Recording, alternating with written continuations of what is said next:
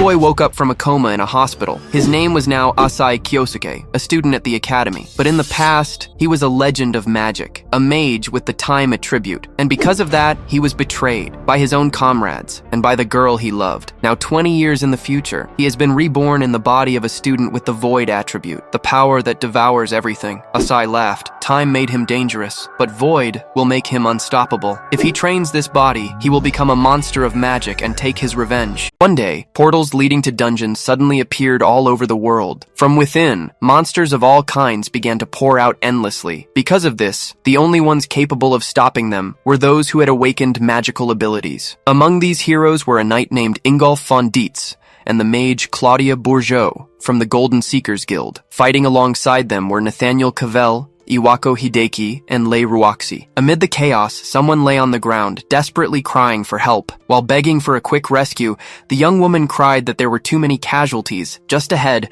a monster prepared to attack a helpless civilian. Suddenly, someone struck the creature head-on. The impact caused a massive explosion. Then, a man appeared on the scene and asked if everyone was okay. Introducing himself as Misato Kyoichiro, he declared he would handle the situation from now on. He then turned to face the horde of monsters, concentrating energy in his hand. With a focused gaze, he prepared to strike. Moments later, he unleashed a series of attacks that wiped out all the creatures before him. Seeing this, the swordsman remarked that he was incredible for facing so many monsters alone. Then, the cultivator explained that with his time magic, he could see the future and predict the monsters' movements. She then concluded that the man was no longer human. Meanwhile, more creatures continued to emerge from the portal in the middle of the city. After defeating the entire horde, the mage turned to a final monster near the portal and said, "All right." He finished it off by slitting its throat and wondered if that was the last one. Then he declared that with this, he could protect people's peace. Immediately, he announced aloud that he was going to seal the portal. However, he was caught off guard by a magic attack that struck him from behind. It sent him skidding several meters into the portal. On the ground, he watched as the portal was enveloped in the chains of a magic seal. Not understanding, he indignantly wondered what was happening. He then realized he had never foreseen a future like this before. Turning to his companions, he demanded to know why they did it,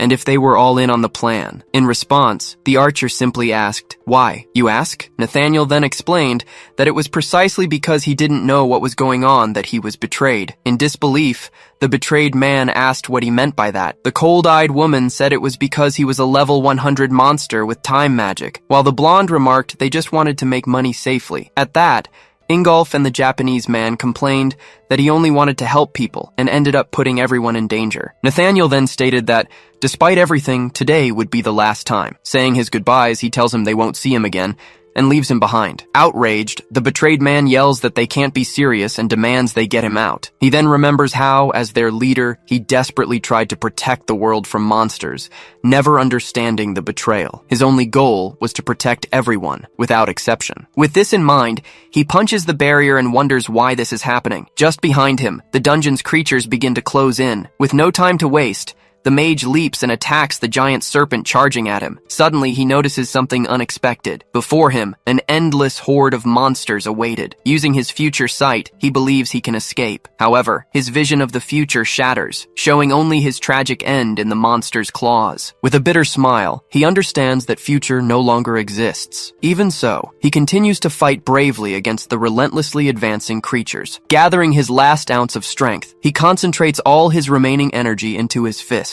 He then throws himself into the middle of the horde, unleashing one last powerful attack. Moments later, he falls to his knees, completely wounded and exhausted, his body covered in blood. He realizes he couldn't change the future. Facing the approaching monsters, he understands there seems to be no other choice. He then wonders if he should just accept his death there. However, a new resolve takes hold of his mind. Vowing not to die like this, he declares he will reincarnate and become stronger. With that, he promises to reach the pinnacle of his strength to get his revenge on all of them. All that rage and despair become the fuel for his determination. He then vows to endure until the right day comes, when he can avenge his regrets and settle the score with those who betrayed him. And so, his body is consumed by an intense light as the monsters surround him. Amidst the explosion of energy, he lets out a final cry of agony. When the light faded, he opened his eyes in a new place. As soon as he awoke, he sat up on the edge of a bed. He then stood up and looked at himself in the mirror, noticing his new appearance. A smile confirmed that the reincarnation had worked. Looking around the hospital room at the unfamiliar machines, he wondered how many years had passed. He then feared that if 100 years had passed, he wouldn't be able to get revenge on his former companions. As he turned, something on a piece of furniture caught his eye. It was the student ID of the body's owner, revealing that only 20 years had gone by. Suddenly, a detail on the ID card surprised him. The ID showed that the boy's name was Asai Kyosuke and his attribute was void. At this, a satisfied smile spread across his face. Then, he began to laugh, unable to contain himself. He remembered that in his past life, despite being feared for his time attribute, he had realized he'd reached a limit to his strength. Not even his clairvoyance could see the true depth of the void attribute's power. With that in mind, he said he felt sorry for the boy. Only he knew that the void attribute was the strongest, a power no one in his previous life possessed. Since it was a rare attribute, no one knew how to train it, which was why the boy was still at level 1. He figured the boy was often mocked for having a power considered a no attribute. He then promised the boy not to worry, as he would make his name known throughout the world as the strongest adventurer. Thanks to his old clairvoyant skill, he knew exactly how to train the void attribute. With this new power, he declared he would become the strongest of all. Furthermore, he swore he would make those traitors regret betraying him and causing his death. To get revenge on them, he understands he first needs to level up. With that in mind, he lies back down on the bed to begin. The void attribute, as the name suggests, is related to the magic of controlling nothingness. Its essence lies in the ability to freely project imagination into reality. After all, while everyone can imagine things, making them real is the hard part. Luckily, he notices his body is badly injured, providing the perfect opportunity to apply the healing image he has in mind. Focusing, he begins to visualize the process. He pictures every cell in his body being restored by magic. Slowly, the energy begins to heal the wounds on his arm. With a smile, he confirms the technique worked. However, he notes that since it's a rudimentary spell, the recovery speed isn't great, and his internal organs aren't healed. He knows that by using the ability repeatedly, his level will increase, and his power to turn imagination into reality will also improve. This way, the range of images he can bring to life will continue to expand. With this, he'll be able to create and use many different types of magic until he reaches a point where the image in his mind can be fully realized exactly as it is in reality. A faint smile appears on his face as he prepares himself. Suddenly, a doctor enters the room and exclaims that he's finally awake. The doctor then warns him not to move yet, explaining that he was severely injured in a monster attack. Lying there, he finally understands that this is what happened to the boy's body. The doctor remarks that for him to wake up under these circumstances, it's as if the saintess granted him a miracle. Kyosuke then asks what the doctor means by saintess. The doctor then asks if he really doesn't know what he's talking about. The doctor then shouts about the saintess of the pentagram saints, but the boy admits to himself that he doesn't know them either. The doctor agrees, saying it's natural for him to be confused since he just regained consciousness. Next, the doctor informs him he'll do a full examination and asks him to wait while he prepares everything. Alone, he wonders if the saintess and the pentagram saints are clans or adventurers that emerged in the last 20 years. Although leveling up is a must, he knows he first needs to get up to speed on current events. With this in mind, he grabs the remote to turn on the television. That day's special report is about the SSS-class dungeon disaster from 20 years ago, which he finds perfect for learning about the incident where he was betrayed. The news report then reveals that the one responsible for the incident was the leader of the Golden Seekers, a level 100 user of the time attribute named Misato Kyoichiro. Unable to believe what he's hearing, Kyosuke screams in complete shock. He then wonders what the hell it means that he was named the culprit. The report continues, explaining that the other members of the Golden Seekers stopped him from using the chaos to take over the world. Thus, these great heroes, now known as the Pentagram Saints, defeated Misato and successfully sealed the dungeon. The host concludes that, to this day, the Pentagram Saints continue to lead the world in various fields. Next, the news announces they have invited experts to discuss the matter.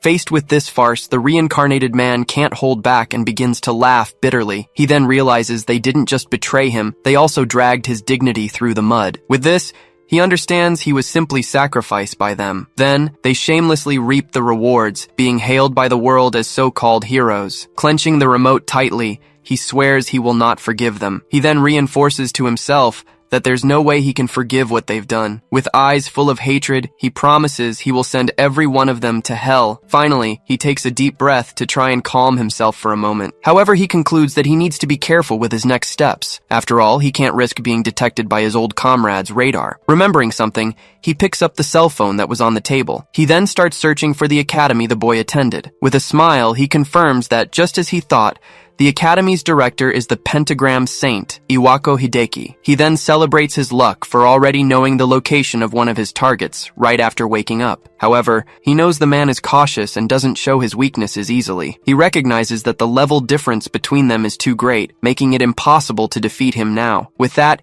he throws himself back on the bed, frustrated with the situation. He concludes he can't do anything at level 1, and that for now, he'll try to level up while looking for him. Clenching his fist, he declares that Iwako just has to wait, as he will be the first target. A few weeks pass. Now recovered, he stretches and confirms that he can move without any issues. The doctor, in disbelief, says he can't believe he recovered so completely in such a short time. As the doctor wonders if it was a blessing from the saintess, Kyosuke interrupts him and says it was nothing like that. He then states with conviction that it was all thanks to his own power. He then thanks the doctor for taking care of him, who in turn tells him to take care. Outside, he looks at the city and states that he's finished with his preparations. With that, he notes that his current level should be enough for now. With a confident smile, he decides it's time to warm up by heading to a dungeon. Previously, a doctor told Kyosuke that the former owner of his body lost his entire family in an accident. Afterward, he walks alone through the city. He then admits he feels a little bad for the Kyosuke who was here before. Still, he concludes this is a good thing, since it now means he can do whatever he wants. His steps suddenly stop. Standing before a portal, he wonders if this is the place he's been looking for. Aiming to level up and get stronger, he decides he wants to test his skills there. As he approaches the entrance, he presents his ID at the counter. However, a guard stops him and yells for him to wait. Unfazed, he just asks what's wrong. The guard then points to the ID and exclaims that his level is only 27, when the minimum to enter as a group is 30. Next, the man asks if he plans to go in alone, but the boy replies that rule only applies in normal cases. Saying, however, he forcefully breaks free from the guard's grip. He then shows his ID and states that as a student of the Adventurers Academy, everything will be fine as long as he signs the consent form. He then reveals he researched this while he was in the hospital, leaving the guard speechless. Suddenly, a young man's voice tells the guard to stop. Kyosuke turns to a group of boys. Their leader says that's enough, commenting that the guard was just worried and that a rookie like him should know his place. Kyosuke just watches the trio in silence. Ignoring the taunt, he turns back to the guard and asks if he just needs to sign the form. While the man desperately tries to stop him, he starts signing the document. After finishing, he turns and asks if there's any other problem. Before entering the portal, he thanks the guard for his concern as the man watches him leave. Right after, the clerk turns to the group and asks them to please follow the boy. He explains that letting him go alone is suicide, but the group's leader shows no interest. One of the guys asks why they would do that, but the one with purple hair says this could actually be a good thing. He continues, hinting at what they could do if no one was watching. With a smile, the guy concludes that if something happened to Kyosuke, it wouldn't be a problem at all. With that, the trio runs toward the portal, yelling that the tough guy wannabe needs another 100 years of training. Thinking they were going to help, the guard thanked them and said he was counting on them. Inside the portal, the trio moved through the dark dungeon corridor. It was then that the leader revealed their real plan. They would do what they always do, eliminate the boy, and blame the monsters for it. He said that idiots like him were perfect to use as bait. With a cynical smile, he showed a bag full of items, concluding this was how they lined their own pockets. Without wasting time, they rushed off in search of their target. 10 minutes passed, and the chase already had them out of breath. Even running in a straight line, they still hadn't managed to catch up to the boy. That's when one of them pointed ahead and shouted. Before their eyes, Kyosuke was fighting terrifying monsters, all bigger than him. His eyes glowed with newly awakened power as he faced the enemies head-on. Without hesitation, he launched a powerful wave of fire, incinerating some of the creatures. Immediately after, he gathered a distinct energy in his hand. With a single gesture, he fused the two powers into one devastating attack. The explosion obliterated all the monsters on the battlefield. When the dust settled, he alone remained standing amidst the wreckage. Stunned, the group's leader questioned how someone could defeat a D-rank monster alone, but before he could get an answer, the red-haired guy pointed to something on the ground. It was a rare item, and he already calculated that selling it would guarantee a comfortable life for 6 months. One of his accomplices commented that the kid hadn't even noticed its value yet. For them, the plan was clear. Once they eliminated Kyosuke, the item would be theirs. Without hesitation, the three of them charged in to attack. The two subordinates rushed forward while the leader watched. At the right moment, he yelled for them to finish the boy right then and there. But Kyosuke just muttered, as if disapproving of the situation. He raised his eyes and asked if they really thought they were being clever. Easily dodging their blows, he reflected that no matter the era, there would always be worms trying to steal what belongs to others. Shocked, the two asked how he could dodge without even looking. The leader roared that it was pure luck, and furious, launched a blast of fire from behind. He ordered him to just die already. Coldly, Kyosuke channeled energy into his fist. In an instant, he landed a direct punch to the guy's abdomen. The impact was so strong that the leader was knocked unconscious instantly. His body flew through the air until it violently hit the wall, destroying it several feet deep. When the dust settled, there he was, thrown to the ground, legs up, with the structure completely demolished. Looking at the result, Kyosuke declared that for scum like them, he would have no mercy. He stated that he would use every one of them as a stepping stone, without hesitation. With the aura of his power pulsing intensely around his body, he made a promise. His revenge started here. Outside, the portal remains open in front of the school. A short time later, a new person enters the dungeon. Iwao's subordinate, Yoichi Tsudai, arrives, having heard a student from the academy had entered alone. However, he finds fallen rookie hunters and wonders why they would be dead here. Faced with the scene, Tsudai questions what the hell happened in this place. Later that night, the scene shifts to an apartment. In his room, Kyosuke reflects on how he leveled up and tested his magic in the rank D dungeon. Then, he looks at his ID and reveals his new spell is called Information Obscurity. He explains that it not only lets him fake his level, but also erase entry logs, concluding that it's extremely useful. Lying in his bed, he remarks that tomorrow is his first day at the academy when he notices something on his phone. He sees unread messages from a day ago, demanding money and calling him attributeless. Reading the taunts, he understands the situation and scoffs at what he sees. The next morning, several students arrive in the academy's courtyard. As he walks, he hears a voice calling him from behind. His classmate, Asahi Karin, says good morning and asks if he's feeling better. He thanks her for her concern and says he's fine now. As the girl says she was very worried,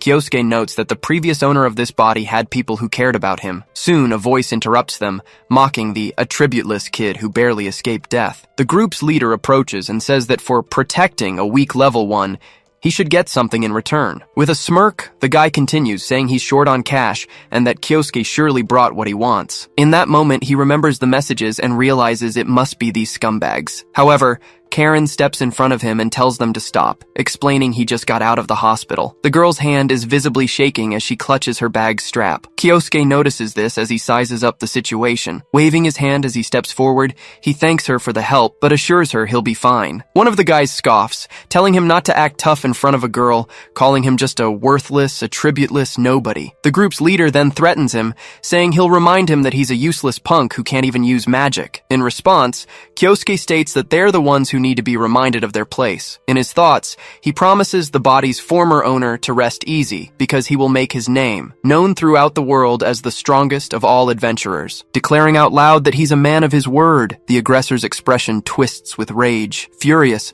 one of the guys asks what nonsense he's spouting as he prepares a fire attack. Immediately, Karen exclaims that he can't, as using magic outside of dungeons is against school rules. The blonde guy, however, tells her to shut up, yelling that the talentless, attributeless one is in the wrong for daring to challenge him. With that, he hurls the fireball at Kyosuke and yells for him to take the hit. The boy watches the magic approach without any reaction. Then, he concentrates the same fire energy in his hand and counters the spell, but with an even larger sphere of power. The two fire attacks then collide in mid-air. The collision of the spells creates a massive explosion in the courtyard. Faced with this, the other two guys wonder if that wasn't the same magic, questioning since when he'd been able to use it. In the middle of the smoke, the group's leader can only ask, "What?" Kyosuke then glares at him and asks disdainfully if that's all he's got. Unable to react, the guy just curses the situation. In desperation, the bully yells at his friends not to just stand there and to finish him off. With that, the two agree and launch their water and wind attacks, asking what he thinks of that. However, Kyosuke also summons water and wind magic. In doing so,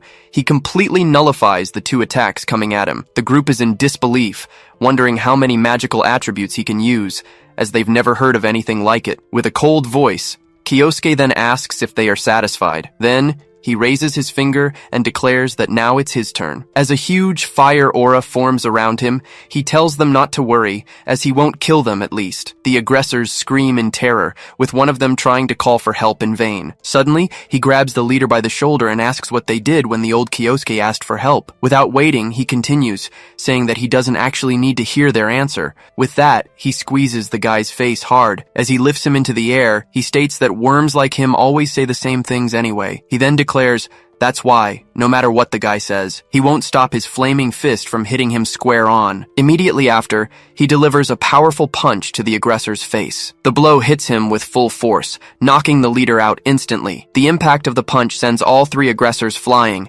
making them crash hard onto the ground. With that, the group's leader falls sprawled out and smoking on the asphalt, completely defeated. As she watches the scene, Karen can only murmur his name, Asai Kyosuke. Staring at the fallen aggressors, he declares that from now on, no one will ever look down on him again. With a determined smile, he concludes that together they will walk the path to becoming the strongest adventurer. As they walk away, the attackers start shouting apologies. At the same time, the group's leader mutters that he's completely changed since getting out of the hospital. With a look of disdain, Kyosuke remarks that the guy wasn't much of a big deal after all. As he and Karen walk down the hall, all the other students watch them in silence. The news of the confrontation seems to have spread, drawing stares wherever he goes. Seeing this, he wonders if he stood out too much. Suddenly, a hand lands on his shoulder, and a voice asks for a moment. It asks if he's really Asai Kyosuke. Not recognizing the guy, he hears the stranger ask if he has a moment to talk. Noticing the guy seems to be an upperclassman, Kyosuke thinks it's a hassle and considers just ignoring him. He then tries to excuse himself, saying class is about to start. However, the upperclassman cuts him off and says that, on second thought, he hasn't given his name yet. With an imposing stance, he introduces himself as Yoichi Tsudai, the leader of the group, biting the cat. Confused, Karen just repeats the group's name as a question, biting the cat? In that instant, Kyosuke remembers the name, the clan that Director Iwako created. As he tries to head to class, Tsudai calls him again to ask one more time. With a smile, the upperclassman insists, "You can spare me a little of your time, can't you?" Kyosuke stops and turns his head, considering the offer. He then turns back to the guy and says that if that's the case, it seems he has no choice. Tsudai then gets straight to the point and asks if he was the one who defeated the adventurers found in the rank D dungeon last night. Pretending not to understand, Kyosuke just asks what he's talking about. However, he wonders how the guy found out, since that information was supposed to be hidden. The upperclassman explains he was informed that a student entered the dungeon, so he decided to investigate. He then reveals that inside the dungeon, he found infamous criminals known for hunting newbies. Furthermore, Tsudai adds that he was using multi-attribute magic that morning. Kyosuke then realizes this means the guy doesn't know the specifics of his magic. Losing patience, the upperclassman demands that he just spit it out and confirm if he defeated them. In response, Kyosuke claims that since he was suddenly attacked that morning, he doesn't remember what happened very well. Showing his ID, he concludes that he's just a level 1, so there's no way he could do something like that. Tsudai looks at the ID he's being shown. He then reads that it says level 1 and void attribute. Annoyed, he grumbles that this nobody dares to waste his time. With that, he turns and apologizes for calling him over. Before leaving, the upperclassman warns him not to act suspiciously, as it's a pain to have extra work. Kyosuke watches the guy walk away down the hall. Then, he starts thinking about that guy, Tsudai. With a smile, Kyosuke realizes he can use the upperclassman to get closer to Iwako without raising suspicion. He then wonders if there's a way to make him his pawn, but soon gets a new idea. With that, he concludes that this is the perfect time to test that magic. In another room, Tsudai finishes his report on what happened in the rank D dungeon the previous night. Sitting in his chair, Director Iwako says it's not like him to mess things up like that. The director then scolds him, saying he warned him to be careful about who he uses. Tsudai bows in a sincere apology and promises he will try to calm the situation down immediately. Unfazed, Iwako simply replies with a naturally. The director then warns him that if it's discovered he's involved in hunting newbies, he'll be criticized as well. Suddenly, Iwako grabs him forcefully by the chin. He then threatens him, saying not to forget that if anything goes wrong, even he can be discarded in the blink of an eye. To this, Tsudai replies that he understands the director's message. In his thoughts, he curses the situation, wondering why he has to deal with this, and that if he'd known how it would be, he would have extorted much more money from those bastards to silence them, revealing he's the mastermind behind it. Returning to the matter at hand, the director says that, having said that, there's one thing he still doesn't understand. Not understanding, Tsudai asks what that would be. The director then explains that, according to the report, the student in question is at least a third year. However, he shows that there's no record of any third-year student entering a dungeon last night. With that, he puts the device aside and begins his conclusion. He concludes that the guys must have been defeated by a monster while hunting newbies, and that Tsudai is lying to cover it up. To him, that's a more realistic conclusion than thinking one of his own students defeated the newbie hunters alone. With nothing to say, Tsudai just asks if that's really it. Indeed, the director confirms. He then concludes, unless something extremely unusual happened. The word unusual reminds Tsudai of Kyosuke's ID with the void attribute. At this, he turns to Iwako and asks if it's possible that a unique attribute was involved in the case. The director considers the idea and replies that a unique attribute is indeed a plausible possibility. A smile forms on Tsudai's face. Right after, he offers to handle the matter personally for the director. With a new plan in mind, he promises he will quickly resolve this problem. Inside a dark corridor, torches flicker with the approaching commotion. There, a group of students cast coordinated spells against an unknown threat. One of the students then screams that the monster broke through their defense and came towards them. With that, the creature charges furiously, forcing everyone to scatter to survive. In the midst of the chaos, Tsudai conjures a spell to contain the attack while scolding the class not to break the battle formation under any circumstances. The creature then collapses to the ground as he declares that he has cleared all the monsters in the area. Immediately, the other students comment on how amazing he is for being chosen by Director Iwako. His followers congratulate him with a salute, praising the good work he did. As soon as he's done, he announces he'll leave the rest to them and prepares to leave. Alone, he reveals that it's now time to do what he really came here to do. He then pulls out a chained artifact and identifies it only as chains. He soon activates the item and commands it to immediately reveal the location of Asai Kyosuke. Tsudai then concludes, just as he imagined, that the target is far from the other students. Even without knowing what the other plans, he considers the current situation better for himself. This way, no one would think Kyosuke's death was anything more than an unfortunate accident. He'll then say that he found him by chance, since these things are common occurrences in dungeons. He then begins to recall the events, first mentioning the rookie hunter incident. He continues, stating that ever since the boy got out of the hospital, he has brought nothing but trouble. Furthermore, he admits he's really curious about what those guys were talking about earlier. In a flashback, Tsudai was listening to the report, questioning if what the students told him was really true. The group begs him to believe them, explaining that the no attribute attacked them using the exact same magic as them. One of them adds that the bastard also created a huge flame like they had never seen before. Even so, he states that there's no way he can believe a story like that. With that, he stands up and says he has already asked everything he needed to know. As soon as one of the students starts to speak, Tsudai cuts him off sharply. He then orders his men to re-educate them, as he has no use for weaklings who lose to incompetence. As he's dragged away, one of the young men screams desperately, saying that wasn't what Tsudai had promised. While his men restrain the other boy, he states that Kyosuke has already ceased to be human. Following the energy trail,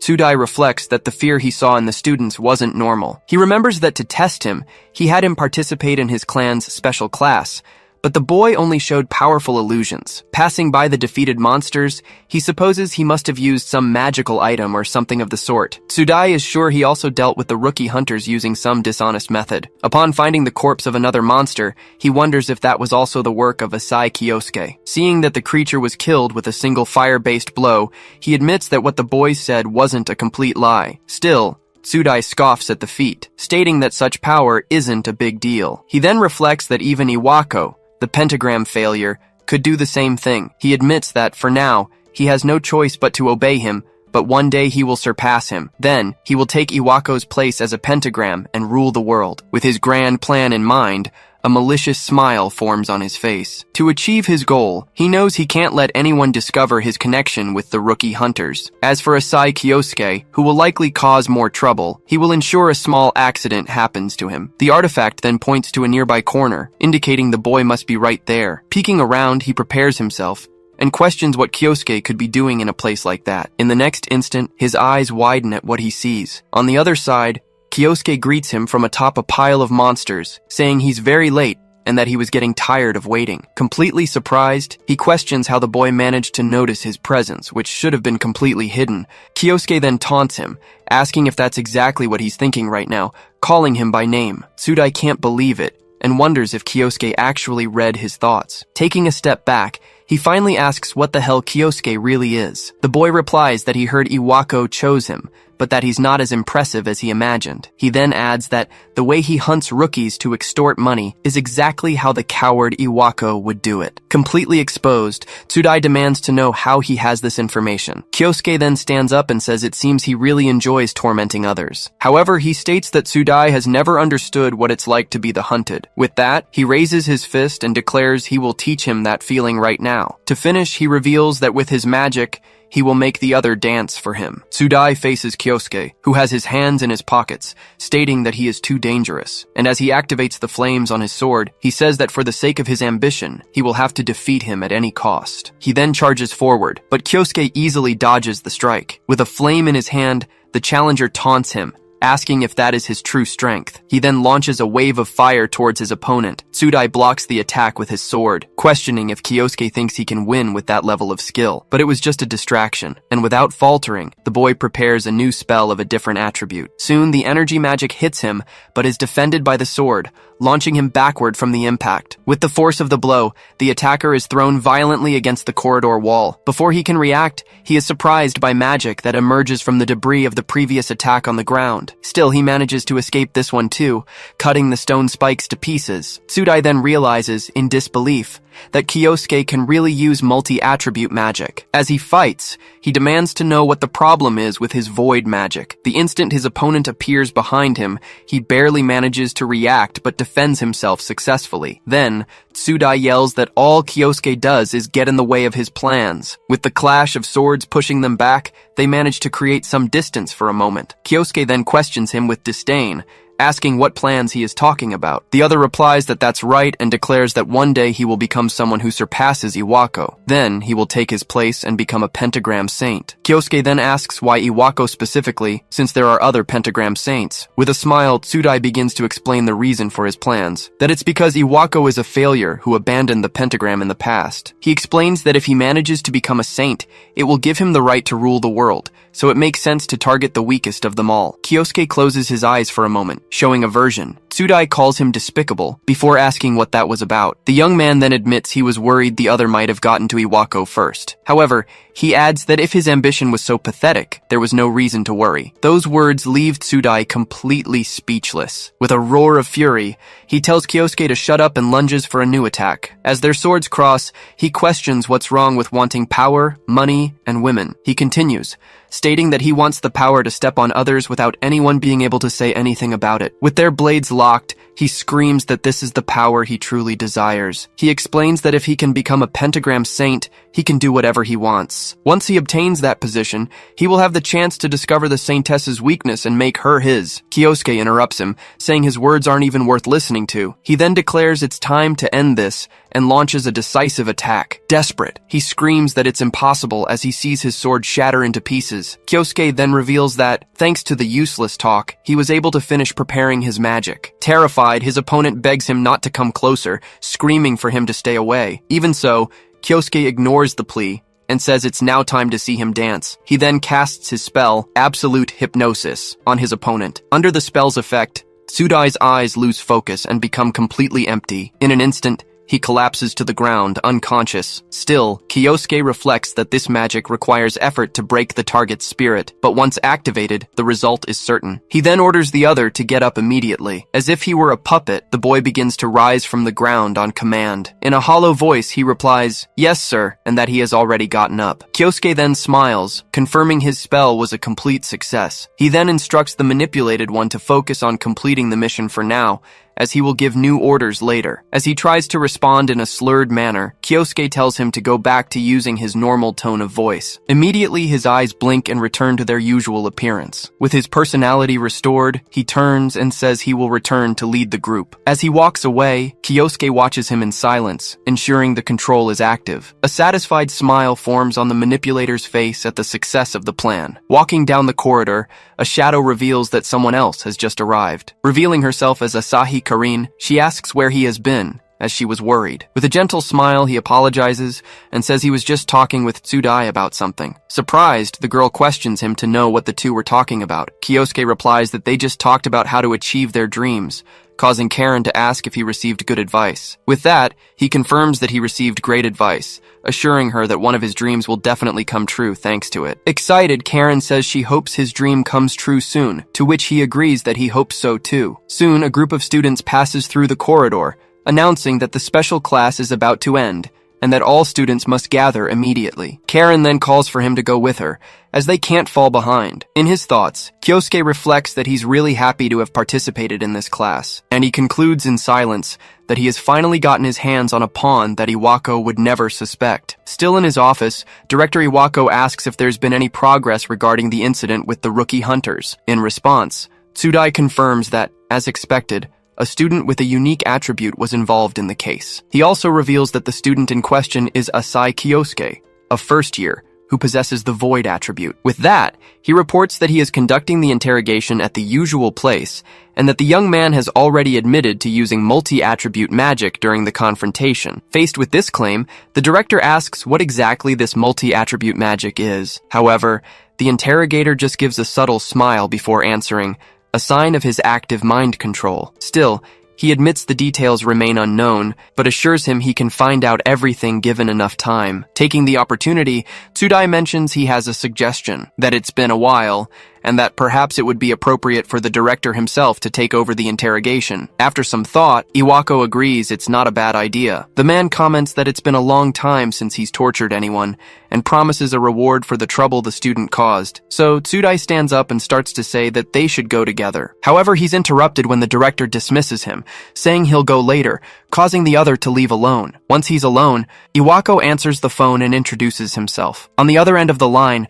a female voice greets him and thanks him for choosing them in the previous day's negotiation. Without hesitation, he tells her to cut the act. He then calls her by her name, Lei Ruoxi, revealing he didn't fall for the bait. The CEO of Pentagram Saints then reminds him that they are partners and share government subsidies. Leaning back in his chair, the director tries to end the conversation, claiming to be busy, but she just remarks that he's the same as always. Provocatively, Ruoxi questions what kind of important business the great academy director could possibly have. He tells her to watch what she says and reveals that he's investigating a student with the Void attribute. In a mocking tone, the woman asks what a failure with such an attribute could possibly do. Even so, the director replies that despite everything, it is still a unique attribute. Because of that, he concludes that anything could happen. Hearing this, the businesswoman pauses for a moment, reflecting on the information. She then asks if he means something like Kyoichiro's time attribute magic. Irritated, Iwako demands she not speak of that man, which only makes her mock his temper. Despite this, she admits she can't blame him for his reaction. With that, the CEO recalls that the balance of power among adventurers changed completely since the awakening of that power. Then, she says goodbye and tells him she'll be in touch again later. As he ends the call, the director gives a cold goodbye. Right after, he slams his fist on the table and calls her a selfish fox. However, the director admits to himself that hearing that cursed name after so long has deeply angered him. He then decides this is the perfect moment to unleash all his anger. Thus, Iwako's silhouette walks towards a secluded warehouse. Standing before the door, he wonders exactly how he should torture the prisoner. As he touches the lock, he starts listing methods like drowning and pulling out fingernails. With a smile, he decides he will take out all the anger he couldn't take out on Kyoichiro on the student. After using his energy on the lock, he confirms that the door has opened. With open arms, he enters the place and apologizes to Tsudai for the delay. However, upon seeing the empty torture room, he realizes no one is inside. From behind, the other man prepares to strike him with an object. The attack flies towards the director's face. At the last second, Iwako raises his arm and manages to block the blow. He then turns to his attacker and states that it seems he's been underestimated. Facing him, he asks if his arrogance comes from all the praise he's received. With his energy manifesting, he asks if the young man really thought he could defeat him, and he attacks him with energy chains while stating that this wouldn't be enough to beat him. The chains wrap around Sudai's body, lifting him into the air upside down. The director then lands a powerful kick that sends him crashing to the ground, declaring that someone like him is no match. Walking towards the gagged traitor, he says he made the wrong choice. The man then declares that Yoichi Tsudai's foolish desires have led him to his own ruin. Suddenly, a voice from behind comments that he's still the same idiot as always. Startled by the presence, he turns and asks who's there. Kyosuke emerges from the entrance, describing someone who bows before the strong and exploits the weak, and he adds that it seems he's still as greedy and foolish as ever. Furious, Iwako yells, questioning how he dares to speak to the academy director like that. Ignoring the threat, the young man just continues his speech, that this someone has ruined himself with foolish desires. To finish, he states that this sounds like a perfect self-introduction for Iwako Hideki, the director. Not recognizing him, the man demands to know who this bastard is and asks for his student number to expel him immediately. With a smile, Kyosuke just tells him to calm down, and he finishes by saying he's finally reached this point and suggests they should now have a talk. Just the two of them. Furious, the director accuses him of mocking him while preparing a spell. From the ground, small stones levitate, pulled by the sheer intensity of his power. With this, Iwako vows to show him the vast difference in strength between them. The man then invokes an advanced earth attribute spell, a giant hand under his control. As this structure of stone and earth rushes forward like a punch, he declares that no student could possibly dodge the attack. Then, he screams for the young man to die as he throws a jab into the air. The stone fist hurtles at high speed toward Kyosuke. Immediately after, a devastating impact erupts where the blow lands, sending shrapnel flying. Laughing, the director declares victory, screaming that this is what happens when a mere student dares to challenge him. The dust cloud begins to clear from the impact site, revealing the ruined warehouse. Iwako then wonders if he went a bit too far, concluding that he'll have to find a new place to torture people. Even without knowing who he was, he decides he'll stay to watch him die. Suddenly, a voice from the dust comments that he's been a real nuisance. Confused, the director turns toward the source of the sound. Amidst the settling dust, Kyosuke's silhouette appears, completely untouched. Surprised, Iwako can barely begin to form a word. The young man then begins to walk slowly toward him. In a calm tone, he reminds the man that he had only asked for a little chat. Shocked, the director yells that it's impossible for anyone to emerge unscathed from his advanced magic, stating there's never been a student like this before. Pointing, he demands to know who the hell he is, ordering him to state his name. With a smirk, Kyosuke simply repeats the question about his identity. Then he asks if the other man doesn't truly know him already. Iwako replies that he doesn't know any bastard like him and demands he stop playing games and reveal his name. The young man then says he's deeply hurt by those words. As the image of the old Kyoichiro connects the dots in the director's mind,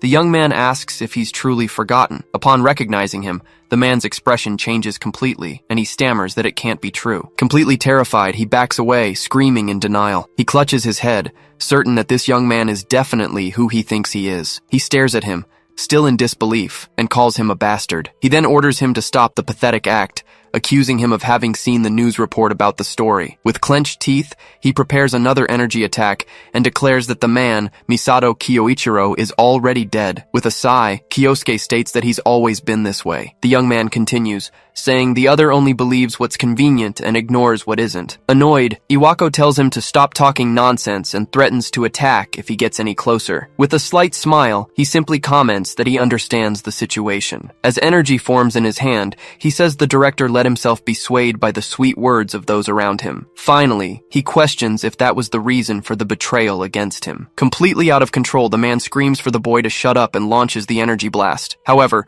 his opponent uses the magic he had charged to defend against the attack. Completely stunned, Iwako realizes that spell, it's the same one Kyoichiro used in the past. With that, the force of the impact explodes violently where it was deflected. As he stumbles back, he claims there's no way that's possible. He then recalls that he was sure they had sealed him in the dungeon. In response, Kyosuke approaches and says that he was indeed imprisoned. The young man continues, revealing he was also thrown into the depths of despair. Unable to believe it, the director asks if he really is Misato Kyoichiro. Kyosuke simply replies that it took him long enough to realize. With a smile, he says it's been a while, and that he's glad to be remembered. Still on his knees, Director Iwako asks once more if the young man is really Kyosuke, but then he suddenly stands up. He yells not to be taken for a fool, because that would mean he died and returned to this world. Immediately, he gathers energy in his hand for a new attack. Then he declares that ghosts should stay quiet. A powerful blast of energy is then launched at the young man. However, Kyosuke manages to dodge the blow with a last-second jump. The energy grazes past him as he dodges in midair. He lands safely. However, a giant stone fist appears in the sky above, heading straight for him, but he dodges again. Seeing this, the director calls him an insolent brat. Still, he thinks he needs to gain the upper hand in the fight. He recalls that he may have been a non-combatant in his days as a golden seeker, something the other saints still mock him for. However, he clenches his fist and prepares himself. As rocks levitate around him, he shouts that it doesn't mean he's weak. The man then reveals this is the secret technique he spent 20 years creating. With that, he unleashes his powerful dual magic of wind and earth. He then yells at the young man to take his attack. A storm of rock and wind rushes forward at high speed. Soon, multiple stone projectiles strike the area around him. The attack finally explodes in a devastating impact. Panting, he asks what he thought of that, stating it's his strongest magic. The director then watches the cloud of dust that has risen. After a moment, he realizes Kyosuke isn't counterattacking. He then lets out a low laugh to himself. Then, he celebrates, shouting that he finally did it. He boasts, claiming he has defeated that bastard Misato Kyoichiro. In a mocking tone, he says the time attribute is now a thing of the past. To finish, he asks how many years ago that was, answering that it was 20 damn years. He declares that the person the young man knew is not who he is now, as he recalls his shameful past of hiding. With a loud laugh, he yells that the young man shouldn't have underestimated him. He then explains that since 20 years have passed, his level has risen, and it's only natural that he's grown stronger. Then, he lets out a sigh of relief. He thinks he's finally defeated him, and that he won't let others act superior anymore. With a shout, he declares that he is the true strongest among the pentagram saints. Suddenly, a voice from the dust interrupts him, asking if he's done. As the dust settles, Kyosuke appears completely unscathed, making the other man stammer in shock. Pointing at him, the director questions how it's possible he survived so many attacks. The young man simply comments that he has become capable of using powerful magic, as expected of a hero of this era. An aura then begins to form around his body. With a smile, he says he can now finally unleash his anger without holding back. Completely terrified, Iwako realizes this man is a monster. Desperate, Iwako screams that he won't let him get in his way again after working so hard to get where he is. The director then launches his giant stone hand attack once more. The rock fist lunges forward to crush Kyosuke. As the blow hits, he believes he's finally got him. From within the debris, the young man's calm voice can be heard. Then a torrent of water bursts from the structure, as he comments that the other is as noisy as ever. The liquid magic completely dissolves the earth attack, turning it into mud. Standing on the rubble, the young man asks if he really thinks that's enough to defeat him. Terrified, the man stammers, begging him not to come closer. He then desperately fires another energy blast, screaming for him to stay away. However, Kyosuke deflects the attack with a simple wave of his hand. The energy is redirected into a vortex. As a result, Iwako himself is caught in the counterattack, taking a direct hit. Kyosuke approaches the fallen enemy, his fist engulfed in flames,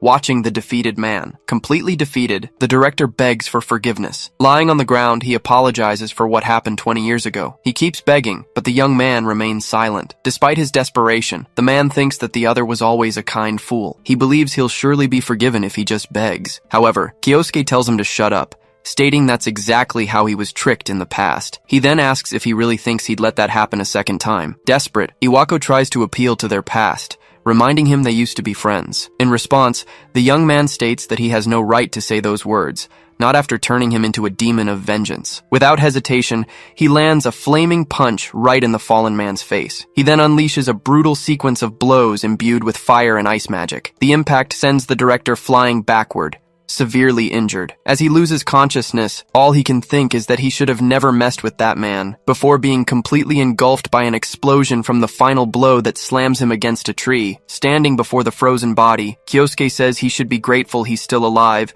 as there's still something he needs to ask. Looking at the unconscious enemy, he asks if he can still hear him. Still dazed on the floor, Iwako wakes up, confused about where he is. Kyosuke greets him, saying he's finally awake. Immediately, the director scrambles back in a panic. He then begs for his life. The young man reassures him, stating he has no intention of killing him. However, he pauses before continuing. He then pressures him, saying he'll have to answer a few questions. With that, he prepares to ask the first one. Showing the phone he found, he demands to know about a woman named Lei Ruoxi. The man tries to snatch the phone back, yelling that the device is his. Kyosuke ignores him and points out that, according to the call history, the woman contacted him that very day. He then sharply questions him about the content of their conversation. With no way out, the director reveals she's coming to Japan in 3 days, and that they discussed it. The young man smiles upon hearing this, saying he understands. He recalls the past, leaving an unfinished thought about what he'll do to her within that time frame. He then states that he's already decided his next move. Handing back the phone,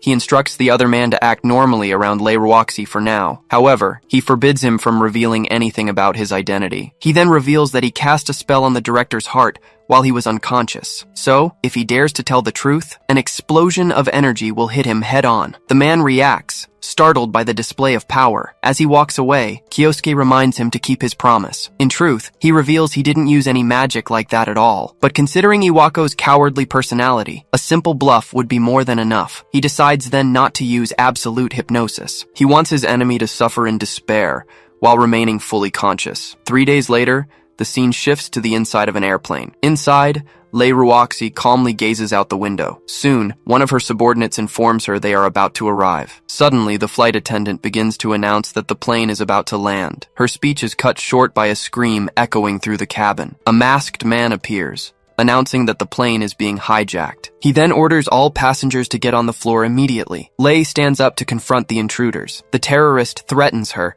telling her not to disobey his orders. However, he's stunned by the speed with which she appears before him. She then strikes him with a blow combined with a discharge of power. The target can barely react to the surprise attack. Quickly, the woman neutralizes both hijackers using her powers. The other passengers watch the scene completely stunned. One of them then recognizes her as a member of the Pentagram Saints, exclaiming that she saved them all. After landing, Lei and her team disembark onto the runway as the criminals are detained. An airline representative approaches and profusely thanks Miss Lei. With a smile, she replies that she's glad she was on the plane, as it prevented the company's reputation from being tarnished. One of her men then points out that the hijacker's weapon was special, as it wasn't caught by the detector. Lei then comments that recently, many groups have been using equipment made from dungeon materials, and for that reason, she states she had to give her team equipment so they could defend themselves. She then suggests the airline should acquire defensive equipment like the kind her team carries. The representative immediately agrees and bows, promising to arrange everything. As soon as he walks away, the woman makes a call and orders the hijackers to be released. Her subordinate comments that the plan went well, and she replies that it was quite amusing. After all, planting those hijackers helped her close the deal she wanted. The man then points to the crowd, commenting that it was also great publicity. The crowd then chants Lei Ruoxi's name, hailing her as a great hero. With a smile, she simply waves to her new fans. A short time later, they arrive by car at a large school building. As she gets out, Lei announces it's time to take care of the business that brought her to Japan. The scene cuts to the director's office, where Iwako waits with a bruised face. He just stares silently out his office window. The visitor enters the room with a smile, excusing the intrusion. She then asks if there has been any progress in the investigation of the student with the void attribute. The man lies, saying it was just a false alarm, and that the boy was nothing but a useless failure. She seems to agree, commenting that even a unique attribute is nothing special in the end. Aware that the spell will activate if he says the wrong thing, he knows he just needs to answer normally. With that, his partner says she'll get straight to the matter she really wanted to discuss. Lei then mentions the new drug they're developing and suggests they choose the next test subject. She then comments that the director has made good use of the academy's system. From a distance, Kyosuke overhears the conversation, hearing the suggestion to start with the student list. Hearing this, he reacts with contempt, stating their attitude is despicable. He then declares that the next person to experience despair will be her, Lei Ruoxi. The TV news reports that Lei Ruoxi of the Pentagram Saints arrived in Japan yesterday. The reporter continues, saying she's being praised for handling the kidnappers. At that moment, Kyosuke recognizes her as one of the people who betrayed him 20 years ago. He remembers that she produces unique weapons with materials from dungeons and has made a fortune from it. However, From his conversation with Iwako, the young man concludes that she's using the school for illegal purposes. With that, he prepares to leave the house. With a smile, he reflects that beneath her heroic facade, she takes advantage of others. Determined, he tells himself he can't let this situation continue. As he walks down the hall, he wonders about the best way to proceed. Seeing the news on his phone, he recalls that security at the academy was already tight when he arrived. Suddenly, Karen calls his name, interrupting his plan to investigate the situation. With a smile, the girl greets him and wishes him a good morning. As she gets closer, she notices the article about Lei, and he confirms he was just taking a look. Then, Karen excitedly comments that the woman is incredible for having faced all the kidnappers the day before. She then mentions that the Great Serpent of Changshan is also very popular, prompting Kyosuke to ask what Changshan is. She explains that Changshan is the clan Lei created, and it's made up of many powerful members. At that instant, he deduces that the men in black suits guarding Lei were probably from that clan. As they walk,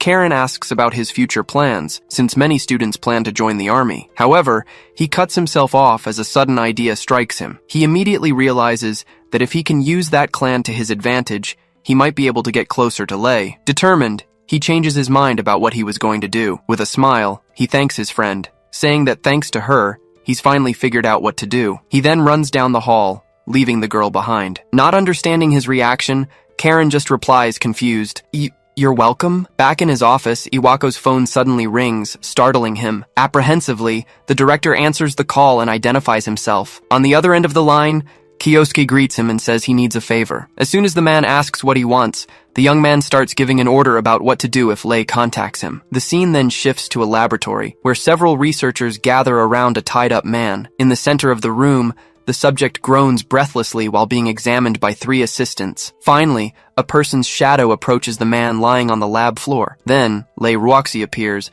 and asks how the test subject is feeling. The man begs her to stop injecting the drug, screaming that he'll die if this continues. Without a word, the woman kicks him hard in the face, forcing him to the ground. She then states that she doesn't listen to the opinions of lab rats. She advises him not to be so pessimistic about the situation. She then explains that if he's compatible with the drug, he'll become even stronger. With a gesture, she orders the procedure to continue. The man panics and begs them to wait as he sees the syringe approaching. One of the assistants prepares the injection. The test subject struggles as the needle pierces his body. He immediately screams in pain from the substance's effect. A researcher holds him firmly to the ground, while the observer watches the result from a distance. After the seizure, the subject faints and starts drooling on the floor. She then scoffs that the experiment only resulted in the loss of speech, adding that the drug doesn't work without magical ability. As the elevator is called, one of the subordinates states that they still need more data. He also comments that they will need more test subjects soon, and the woman agrees. With that, she decides that,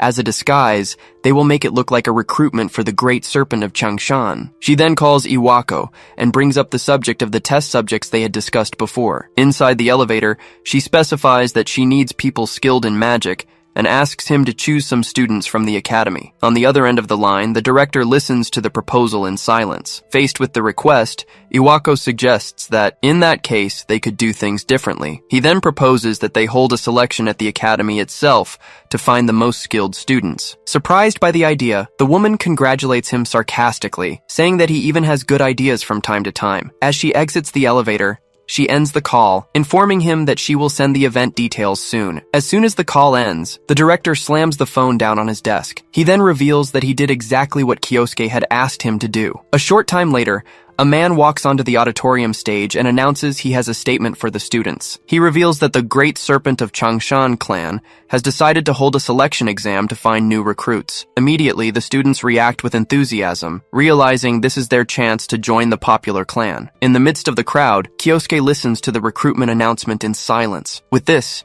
he realizes that the path to get closer to Lei has finally opened. On the academy grounds, the examiner thanks the students for attending the selection exam for the Great Serpent of Changshan. Then, the man announces he will explain how the exam will work. Aware that he needs to pass this exam to join the clan and get closer to Lei, Kyosuke pays close attention. The young man reflects that, unlike when he approached Iwako, this time his strategy will be the opposite. To catch the attention of Yang Xinyu, Lei's right-hand man, and the other examiners, he decides he will display all his power without holding back. Suddenly, a voice calls his name, pulling him from his thoughts. Karen approaches and asks if he's also taking the exam, and the boy confirms. Even though he doesn't want her involved, he doesn't stop her from participating. At this, the girl admits she knows she doesn't belong in this place. However, she states she has her own reasons for wanting to join the clan. Excited, she suggests they both do their best so they can pass together, and he agrees. With that, he reinforces to himself that he must pass no matter what. Soon, an instructor announces they will begin the test to measure everyone's magical power. He then presents a device that will visualize the magical power of whoever touches it. With that, he informs them that they will measure everyone's magical power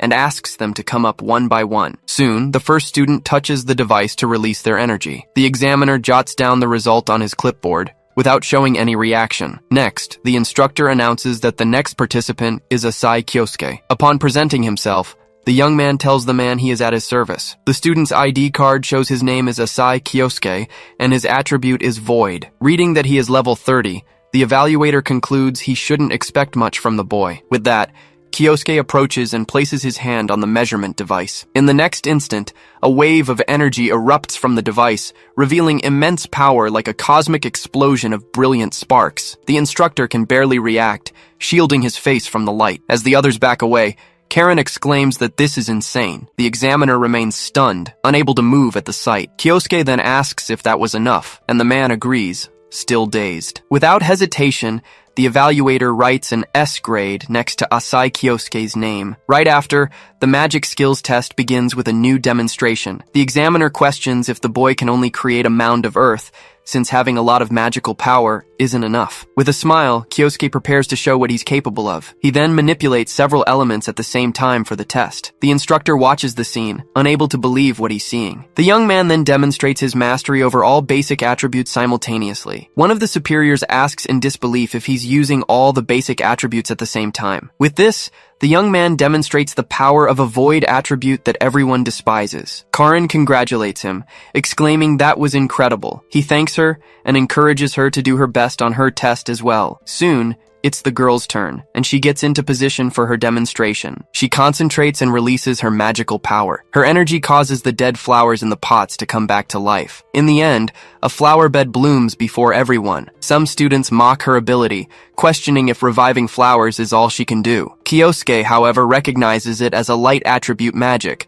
a very rare power. The young man concludes that, although rare, her ability will be difficult to evaluate, but that it's better for her not to get involved in this. Then, Karin walks away in silence as one of the examiners watches her. Soon after, the man jots down on a card that Asahi Karin is worth testing as a guinea pig. Finally, the examiner announces they will conduct one-on-one duels. He then introduces the group of fighters who will be the students' opponents. Seeing the students' surprise, the evaluator explains that the assessment won't be based on victory or defeat, but on how they fight. However, he believes that either way, there's no way a student can beat one of them. With a laugh, one of the opponents approaches and asks if Kyosuke is the student who caused a commotion during the exam. He continues, saying that although the boy got good results, he'll show him that it doesn't matter in a real fight. With a smile, Kyosuke replies yes, and that he hopes to learn a lot from him. At this, the opponent declares he'll end the fight in a single blow. Right after, the man concentrates his energy and launches an earth attack. The sphere of rock rushes toward his adversary in several pieces. However,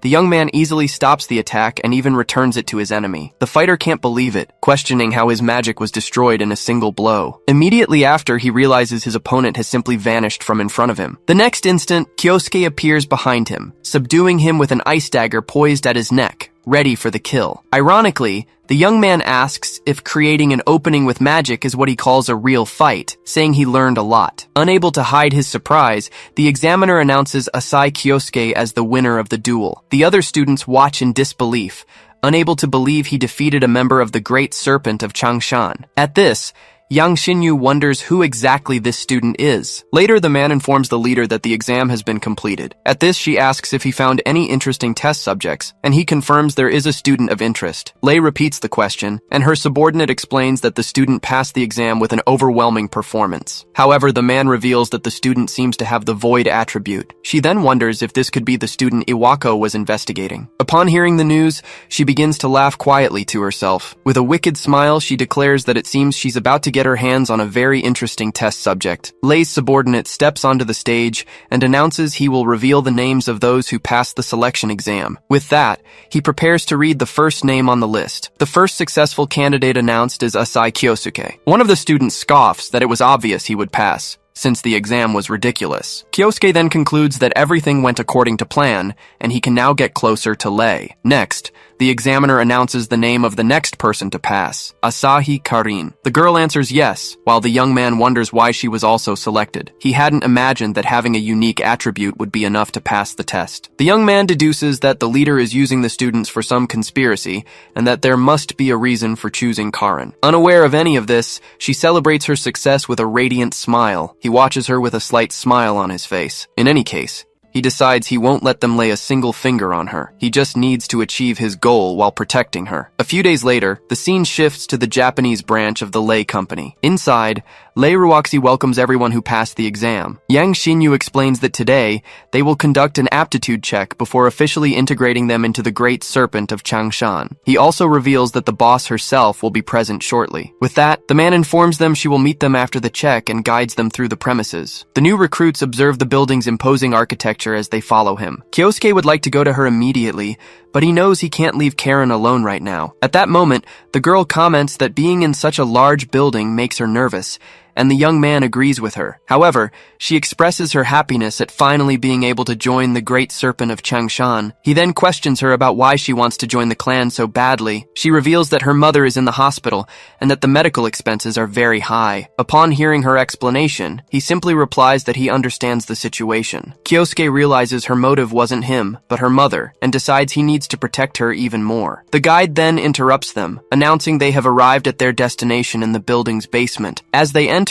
they are confronted with a massive underground testing facility. He immediately deduces that this place must be the testing facility he suspected. Shortly after, Yang Xinyu gives the order for the door to be closed. As the door slams shut with a thud, the recruits react, surprised by what has happened. Kyosuke realizes they have no intention of letting anyone escape, and that the situation is serious. With that, one of the students confronts the guide, questioning the meaning of this. Immediately, Yang Xinyu orders him to shut up in a threatening tone. The other recruits back away, intimidated by the man's reaction. Calmly, the guide explains that, as he said before, they will now conduct the aptitude check. He then reveals that the test will be to check their compatibility with a new drug they are developing in secret. Yang Xinyu explains that the substance, made with ingredients from dungeons, can drastically enhance physical abilities and magical power. A student questions if that wouldn't be a good thing, while the others seem confused. At that, Kyosuke steps forward and asks if the new drug has any side effects. The man replies with a smile that it would be quicker to simply show them. On the monitor,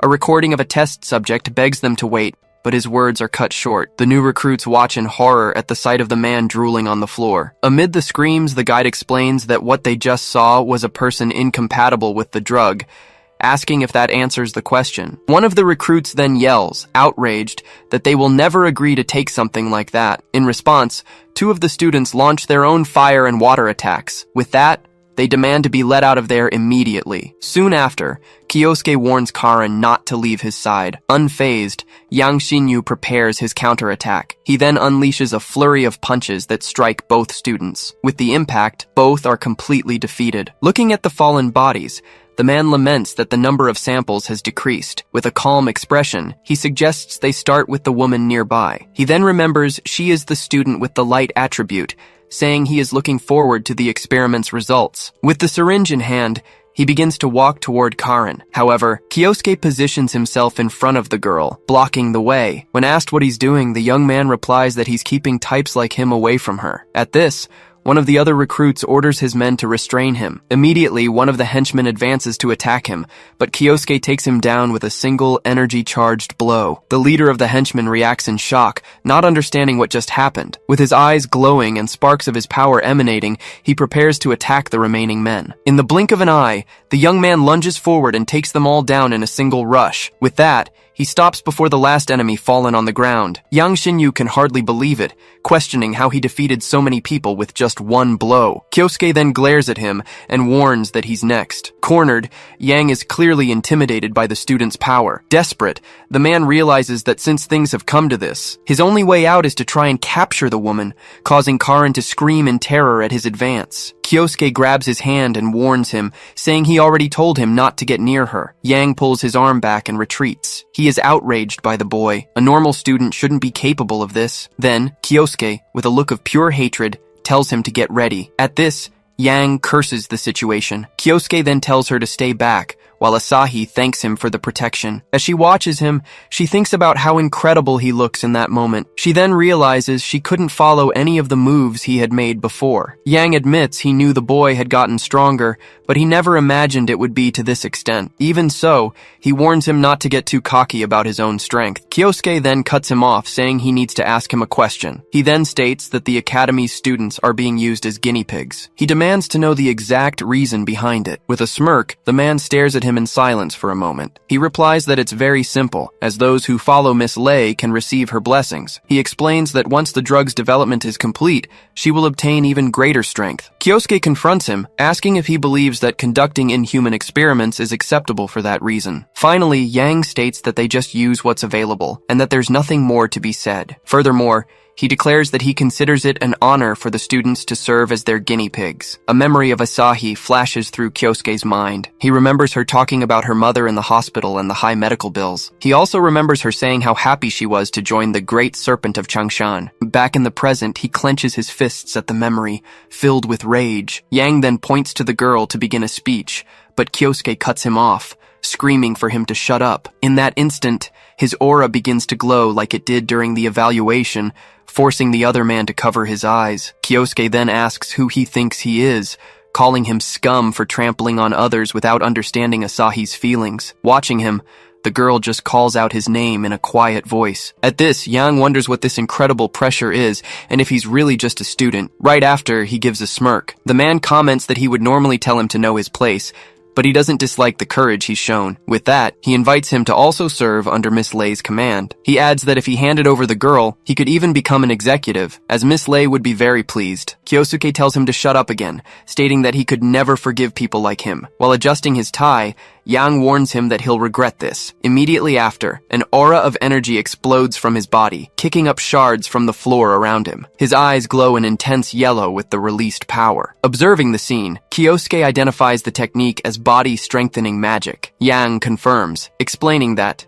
combined with his martial arts, it's his undefeated skill. He then challenges him to combat as he moves forward. Yang then lunges forward, screaming as he attacks. Kyosuke dodges at the last second, and the punch shatters the floor where he was standing. Asahi is stunned by the power shown in that attack. The man turns and comments that it seems the other guy managed to dodge. Kyosuke notes that the strengthening magic is indeed powerful and decides what to do next. As he charges forward again, Yang shouts for him not to run from the next blow. Standing still, the young man concentrates on transforming his energy into an image. Seeing him standing there, his opponent yells, asking what the hell he's doing and if he's already given up. He rushes in with a final punch, screaming for Kyosuke to die. At the last second, the void magic is activated. With that, the attack is stopped with just one hand. Yang stares at him in disbelief, muttering that it's impossible. He wonders if it's the same power as his, but realizes it's actually even stronger. Kyosuke then says it seems he can now use body-strengthening magic,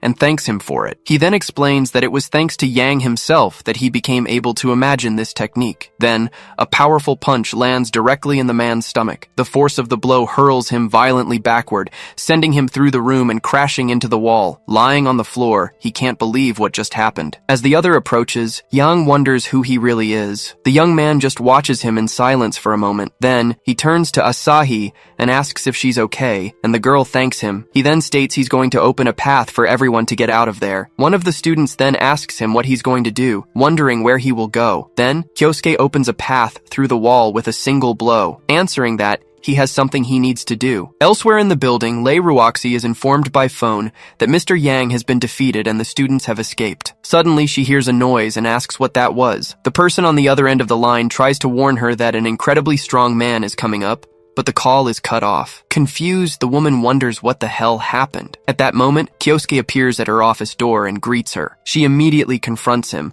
demanding to know who he is and why he's come here. He replies that it's for a simple reason. Finally, Kyosuke reveals that he came to repay what she did 20 years ago. Watching him approach, Lei Ruoxi asks what he's talking about, mentioning a 20-year-old debt. Then he says she looks confused and offers to explain everything in detail. At that moment, the young man begins, recalling that ever since the SSS rank dungeon, the Pentagram Saints have been hailed as heroes. Right after, he states that on that day, a certain man's conspiracy was thwarted. She cuts him off, asking what a student like him is talking about and if he's trying to give her a history lesson. Still, the young man continues, saying that now the Pentagram Saints are leaders in every field, praised as heroes who defeated evil. The woman then tries to question what exactly he's insinuating. However, he interrupts her, stating that even so, that is far from the truth. Surprised, she asks what he said, as she notices the young man's aura has suddenly changed. Without hesitation, he accuses her of using her own comrades as sacrifices to reap the rewards and build her legacy. He then declares that, even now,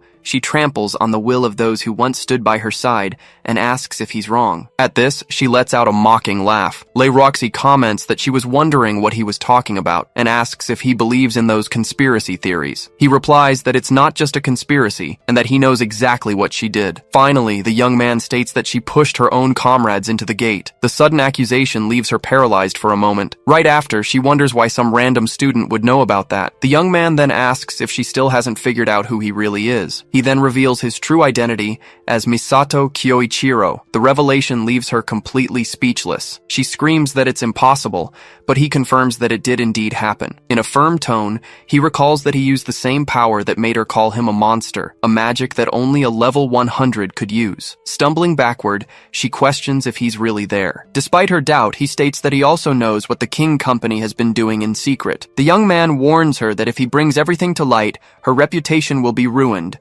making her scream at him not to mess with her. He then returns the threat, saying those should be his words. With that, he states that for what happened 20 years ago, and for trampling on the hopes of a girl who gave her all, he concludes by saying he will never forgive her for it. In response, Roxy just scoffs. She warns him not to underestimate her, reminding him that he's no longer in Misato's body. As she grabs her weapon, a spear from the wall behind her, the woman warns him that since he dared to appear before her, immediately after, she unleashes a wave of energy and yells that she'll make him regret it. With that, the attack surges forward, destroying everything in its path. The energy leaves a trail of destruction on the office floor. Despite the destruction, the young man remains standing, unscathed. With a laugh, she asks what he thought and reveals that this is the power of the weapon developed by the King Company. She then explains that the weapon is forged with dungeon materials far stronger than any metal. As she leaps to attack, she yells that she'll show him just how sharp the weapon really is. Soon, a series of rapid strikes is launched, but Kyosuke manages to dodge them all. With a grunt, the woman comments that it seems dodging is the only thing he's good at. Suddenly, she hesitates, realizing something is wrong. With that, she wonders why her attacks aren't hitting him. After observing her movements, the young man simply says he understands. He then states that she's been too busy playing corporate queen,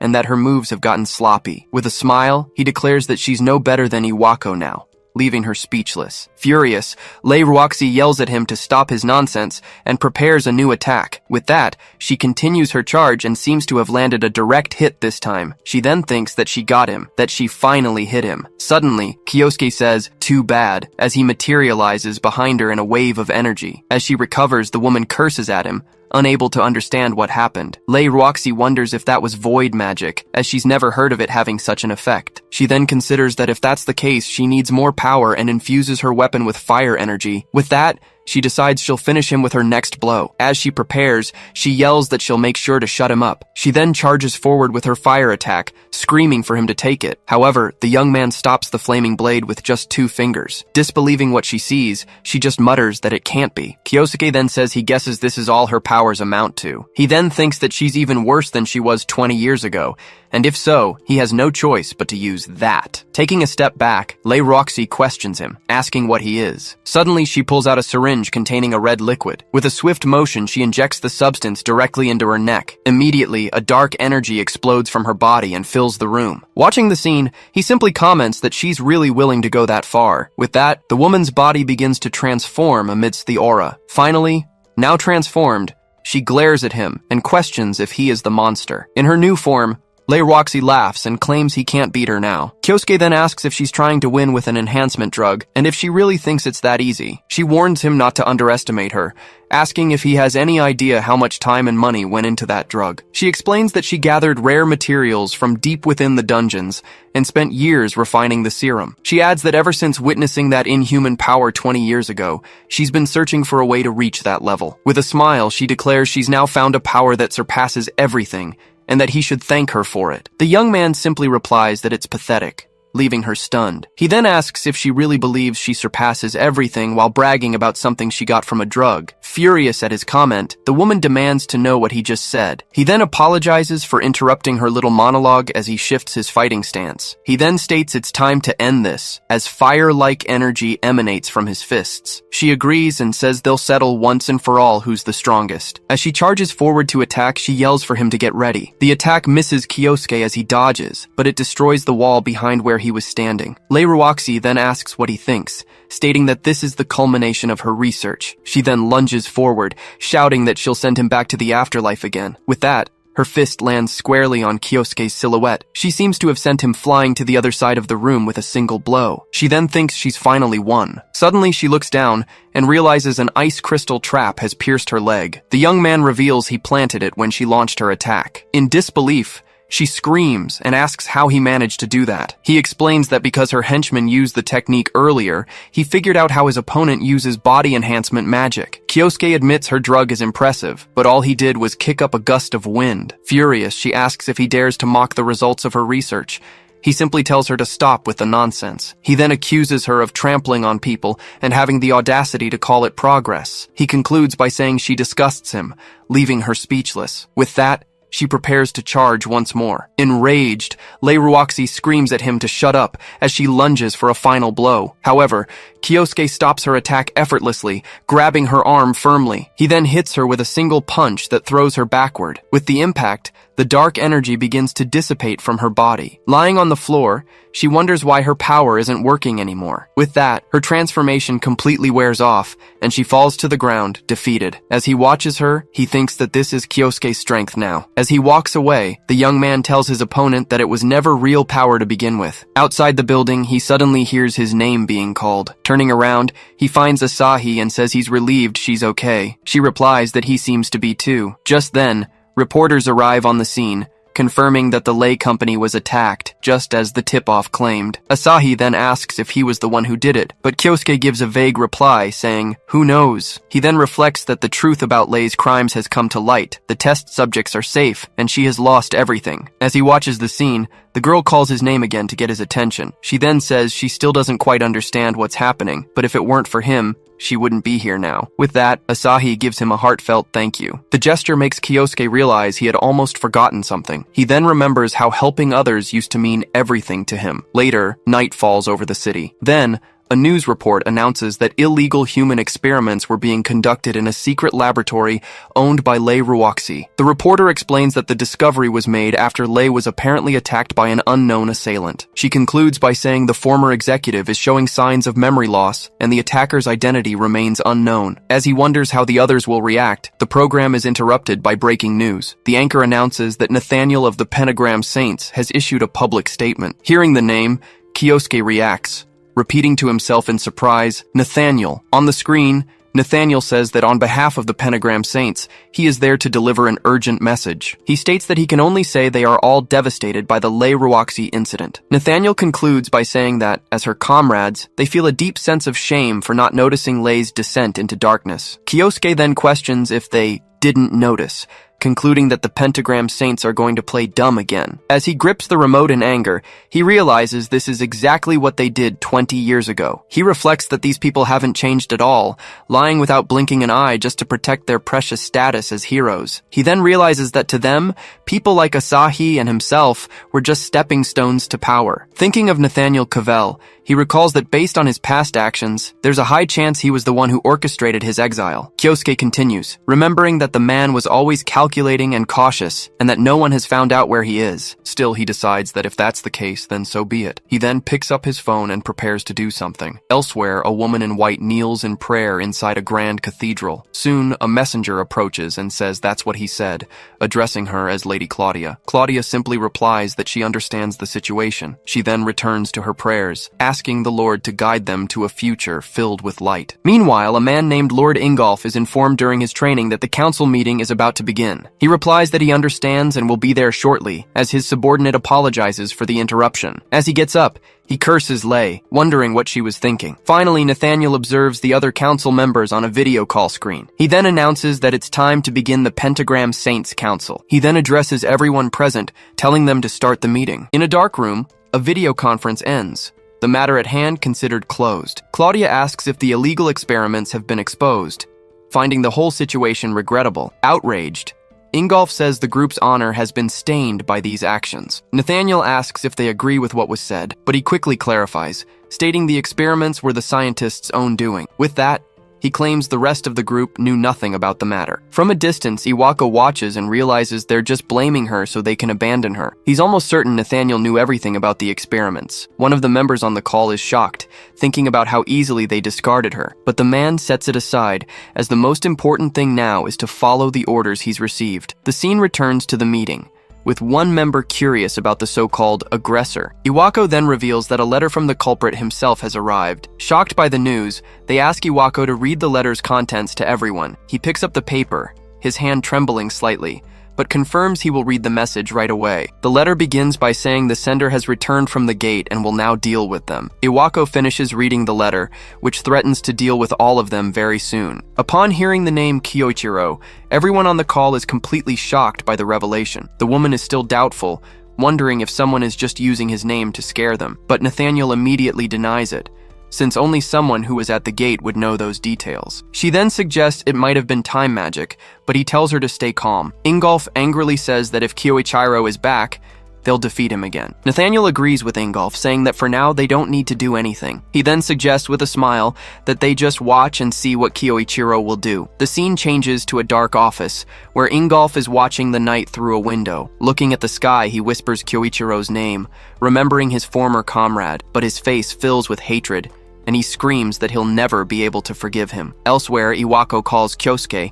telling him he has followed his orders. From this, Kyosuke realizes that Nathaniel is being cautious and won't attack right now, but he doesn't care, as he knows they won't be able to stay idle for long. So he decides to act, and tells Iwako they'll begin the attack right away. Iwako asks, a bit nervous, what they're going to do now, but Kyosuke replies calmly. With a confident smile, he asks Iwako to arrange his transfer to one of Ingolf's academies. Iwako understands he's going after Ingolf, and Kyosuke confirms it, using an exchange program. But he makes it clear that Ingolf isn't like the others, as there are no bad rumors about him. Even so, Kyosuke insists, saying he needs to at least see the man's face. He then ends the call, leaving all the bureaucratic details in Iwako's hands. Alone in his room, Kyosuke stares out at the city, lost in thought. He thinks that it doesn't matter if there are no rumors, because that doesn't change the fact of the betrayal. The scene cuts to a plane flying high in the sky, indicating the journey has begun. In a classroom,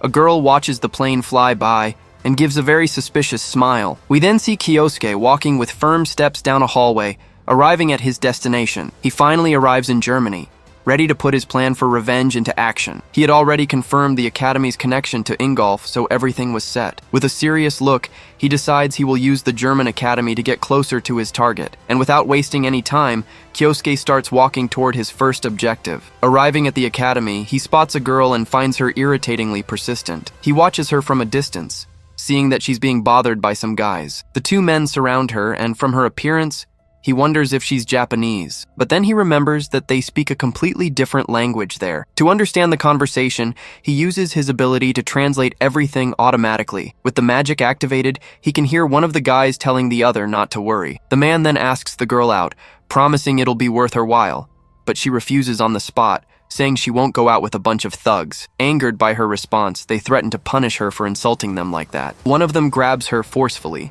but Kyosuke decides he's seen enough. He approaches and yells, telling them to get lost and leave the girl alone. The aggressor turns around, asking who the hell he is, while the girl looks surprised. Kyosuke repeats more angrily, telling that piece of trash to let go of the girl right now. The bully becomes furious at the insult, calling our hero a bastard. He activates the power in his hands and lunges at Kyosuke. His friend gets angry and yells not to be underestimated, charging in as well. With a flaming fist, he tries to land a direct blow to Kyosuke's face, but Kyosuke unleashes a wave of green energy, sending them all flying. The girl can't believe it, stammering that he defeated them both with a single blow. Kyosuke just stares at her, finding the whole situation rather boring, to be honest. From a distance, other students watch everything, wondering what the hell is wrong with him. Defeated, the attackers run off screaming apologies, scared to death. The girl approaches to thank him for saving her, but he says it was nothing. Just then, He notices they've drawn a crowd and suggests they get out of there for now. The two start walking down the street together,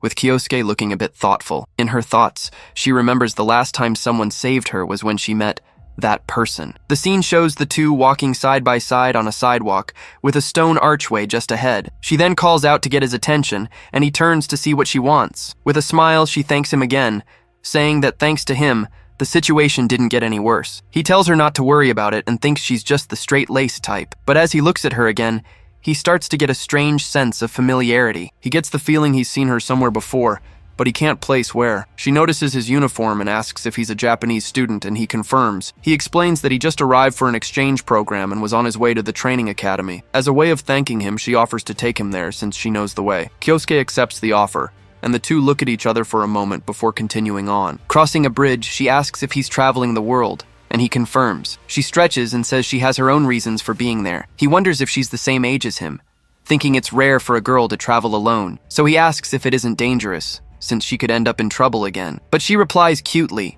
saying she knows a spell or two to protect herself. The girl changes the subject, asking if he's really going to study at that training academy. She explains that the school is famous for being based solely on each student's merit. There's a whole ranking system with a hierarchy and points that reward achievements. He understands, realizing they take meritocracy way more seriously than in Japan. Just then, he remembers that Iwako warned him about Ingolf's training with the top students. This means that to get close to his target, he needs to stand out at that school. With a determined smile, he thinks this is exactly the kind of challenge he likes. The girl then points ahead, announcing that they've finally reached their destination. In the distance, they spot the massive structure of the Lanzig Training Academy. He thanks her for her help and says goodbye, telling her he can go on his own from here. Before he leaves, she holds out her hand and introduces herself, saying her name is Shirato Sayuki. He shakes her hand and replies, revealing his name as Asai Kyosuke. Upon hearing his name, the girl gets a shocked expression, as if she recognizes it. Kyosuke notices her reaction and asks what's wrong, a bit confused, but she plays it off, saying it's nothing, just that his name sounds like someone else's. She then says goodbye, wishing him good luck at the academy as she walks away across the bridge. He watches her walk away, thinking there's something strange about her that bothers him, but he pushes it aside, because now it's time to finally enter the academy. Kyosuke walks alone through the city streets, getting closer to his great objective. Suddenly, he hears someone calling him and looks up, trying to see who it is. A redhead glares at him, asking if he's the new guy from Japan and calls him over for a chat. Kyosuke calls him a delinquent, and the guy gets pissed off at the nickname. He jumps down from the wall, saying he highly doubts a guy from Japan is anything special around here, and warns him that he's going to hold a welcoming ceremony. Kyosuke can only sigh, unable to believe he's already gotten into a fight right after arriving. He remembers what the girl said, confirming that the school really is based on merit. He understands the guy wants a duel and accepts the challenge without a second thought. Mateo likes his attitude and leaps from the wall to start the battle right away. With his fists glowing,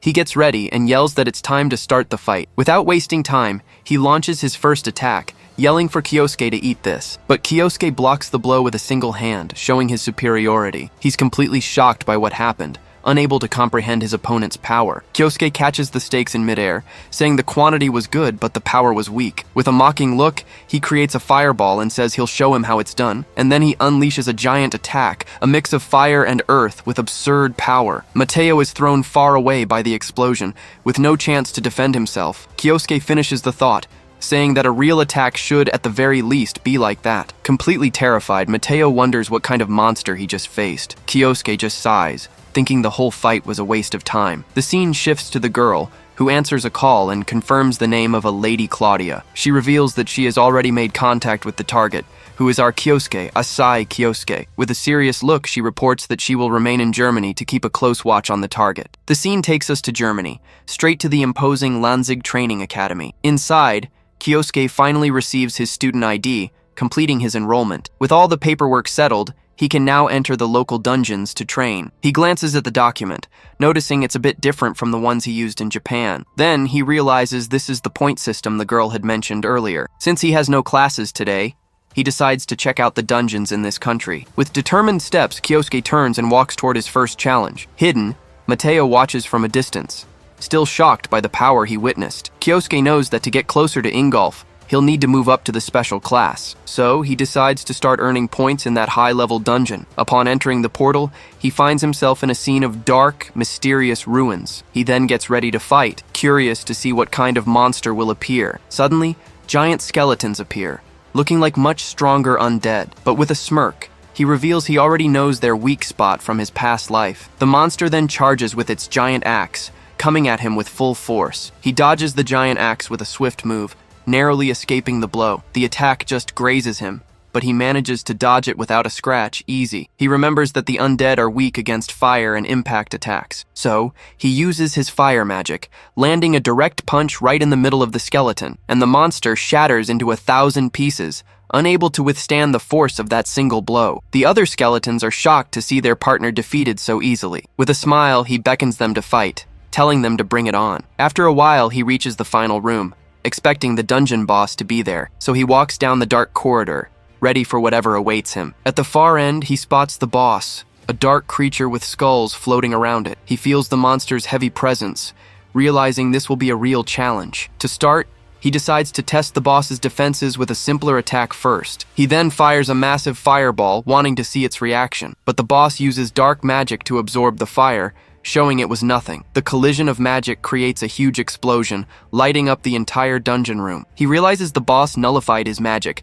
understanding it was on another level. Then, the monster prepares a counterattack, creating a power of pure dark energy, and without warning, it fires it straight at Kyosuke. Kyosuke is startled by the speed, barely having time to react to the approaching attack. He notices the spell melts everything it touches, a very high-level magic, but with a smirk, he realizes he has a chance to turn the tables. He thinks that maybe he can use all that power to his advantage in battle. To do that, he concentrates wind magic in his feet to increase his propulsion. With incredible speed, he dodges the attack and charges straight for the boss. The monster is in shock, not understanding how he appeared in front of it so quickly. Kyosuke then challenges it, asking if it can handle its own spell, and with a swift move, he shoves the sphere of darkness against the skeleton's head. The magic begins to consume the boss's body, which screams in pain from its own power. The creature is defeated, leaving a sword to drop on the ground as a reward for the fight. He then straightens his uniform, as if that battle was nothing special. He clenches his fist, thinking that the spell was strong,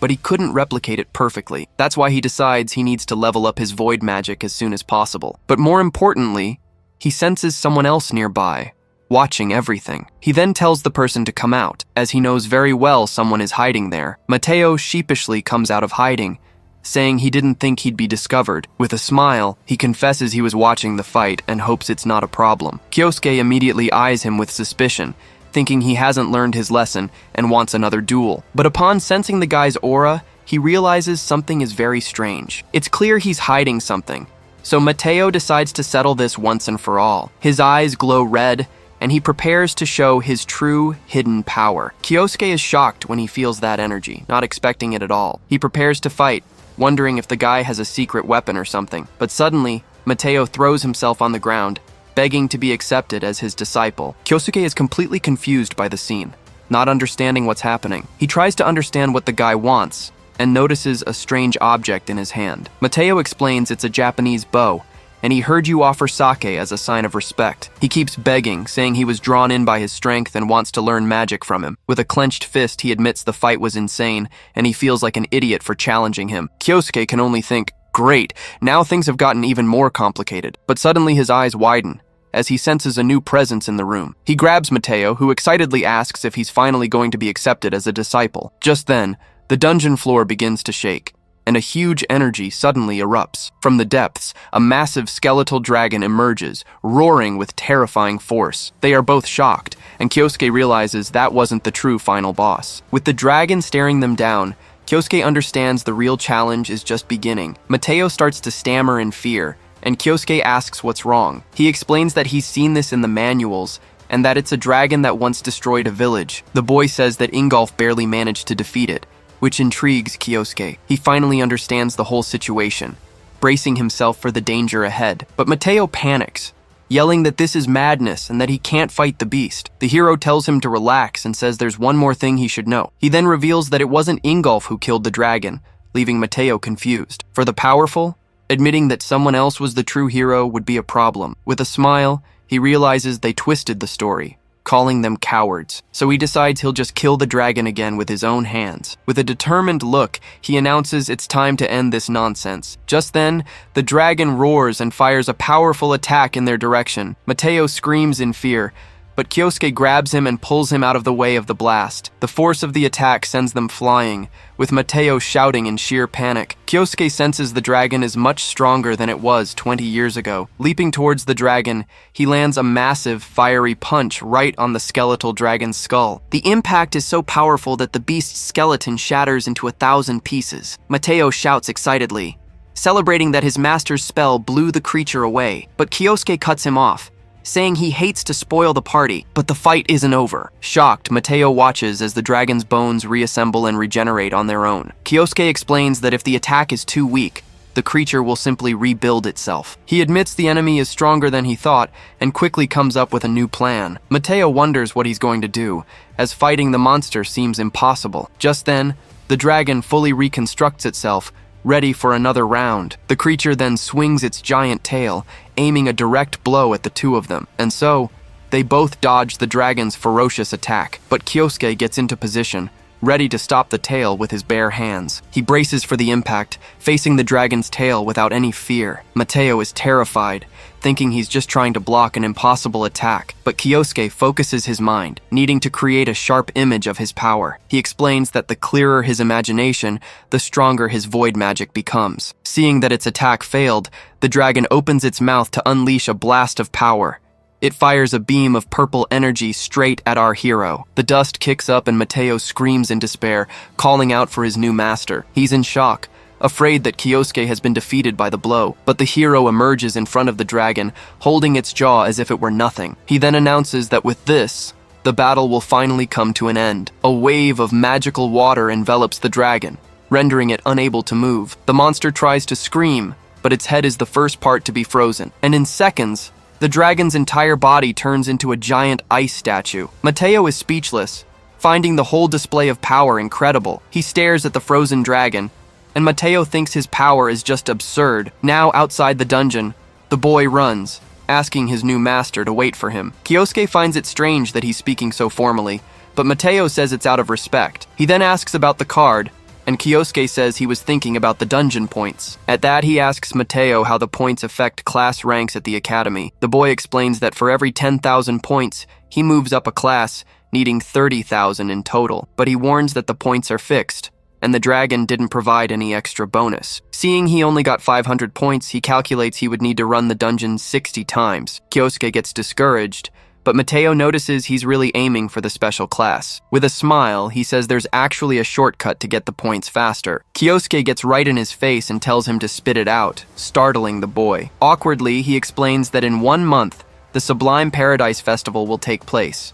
It's an event where students compete against each other in various difficult challenges, and most importantly, the grand winner takes home 20,000 points all at once. Kyosuke realizes this is his chance to finally get close to Ingolf. With a clenched fist and a serious look, he declares that he's going to take first place in this festival. A month goes by, and the day of the Sublime Sky Festival at the Academy finally arrives. One of the older students takes the stage and announces that the festival is about to begin. Mateo gets all excited and tells his master Kyosuke that the moment has come. Kyosuke then thinks that if he earns enough points and gets first place, he'll be promoted to the special class. And with that, he'd be one step closer to finding the person who betrayed him 20 years ago. Their mission is simple. They just need to get the jewel at the top of the tower. The announcer says the method doesn't matter.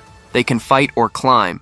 The choice is theirs. He ends his speech, asking everyone to show off the strength they've trained for. Kyosuke gives a confident smile, as a competition like this is perfect for him. Mateo dashes ahead, yelling that they're going to take first place no matter what. Kyosuke thinks about how he was at a loss when he found out the festival was a team event, but luckily, he had the perfect guy for it, and Mateo accepted right away. Suddenly, someone emerges from the forest and calls out our Kyosuke's name. It was Shirato, who says she came to watch and see him shine in the festival. Mateo is shocked and asks if she's his master's girlfriend, earning him a slap. Suddenly, a student spots Kyosuke's group and yells for everyone to look over. Then, the students look up at the big screen and see that several important figures are watching. Among them was the imposing Ingolf, who watched everything with a serious gaze. Kyosuke is shocked and furious upon recognizing Ingolf. A man thanks Ingolf for coming, but he says he was just curious about the festival. With a smirk, he reveals he's there to see if he can find a real golden goose. He wants to see if there are any promising young mages,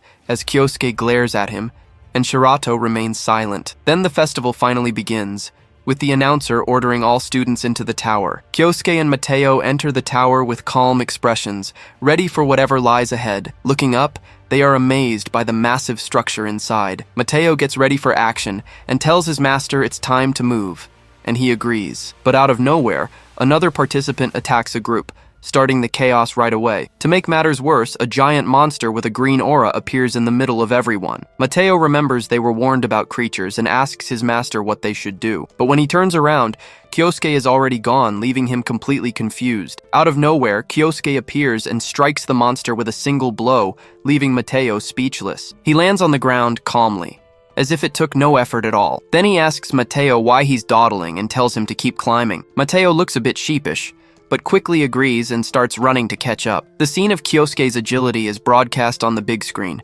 impressing the entire audience. At this, Ingolf is surprised and wonders if the boy is really Japanese. Shirato smiles, as she already knew he was no ordinary person, and the others are dumbfounded. Meanwhile, Mateo also shows his strength and defeats another monster. Kyosuke asks if he's okay, and Mateo replies that he still has plenty of energy left. He then tells him not to slow down, and the two continue their ascent up the tower. But Kyosuke is much faster, leaving his partner in the dust on the stairs. With a focused gaze, Kyosuke senses that something is wrong up ahead. Just then, he shouts to stop as the floor is destroyed, revealing a trap. On the other side, two students appear, laughing, and tell them they won't get past. The rival mocks him, asking what he said, since they couldn't hear him from down there. Then he bids farewell to the losers and runs off, leaving Mateo furious. Not knowing what to do, Mateo turns to his master and asks what the plan is now, but Kyosuke calmly replies that it's easy, as they just need to fly across. Mateo is completely confused by the idea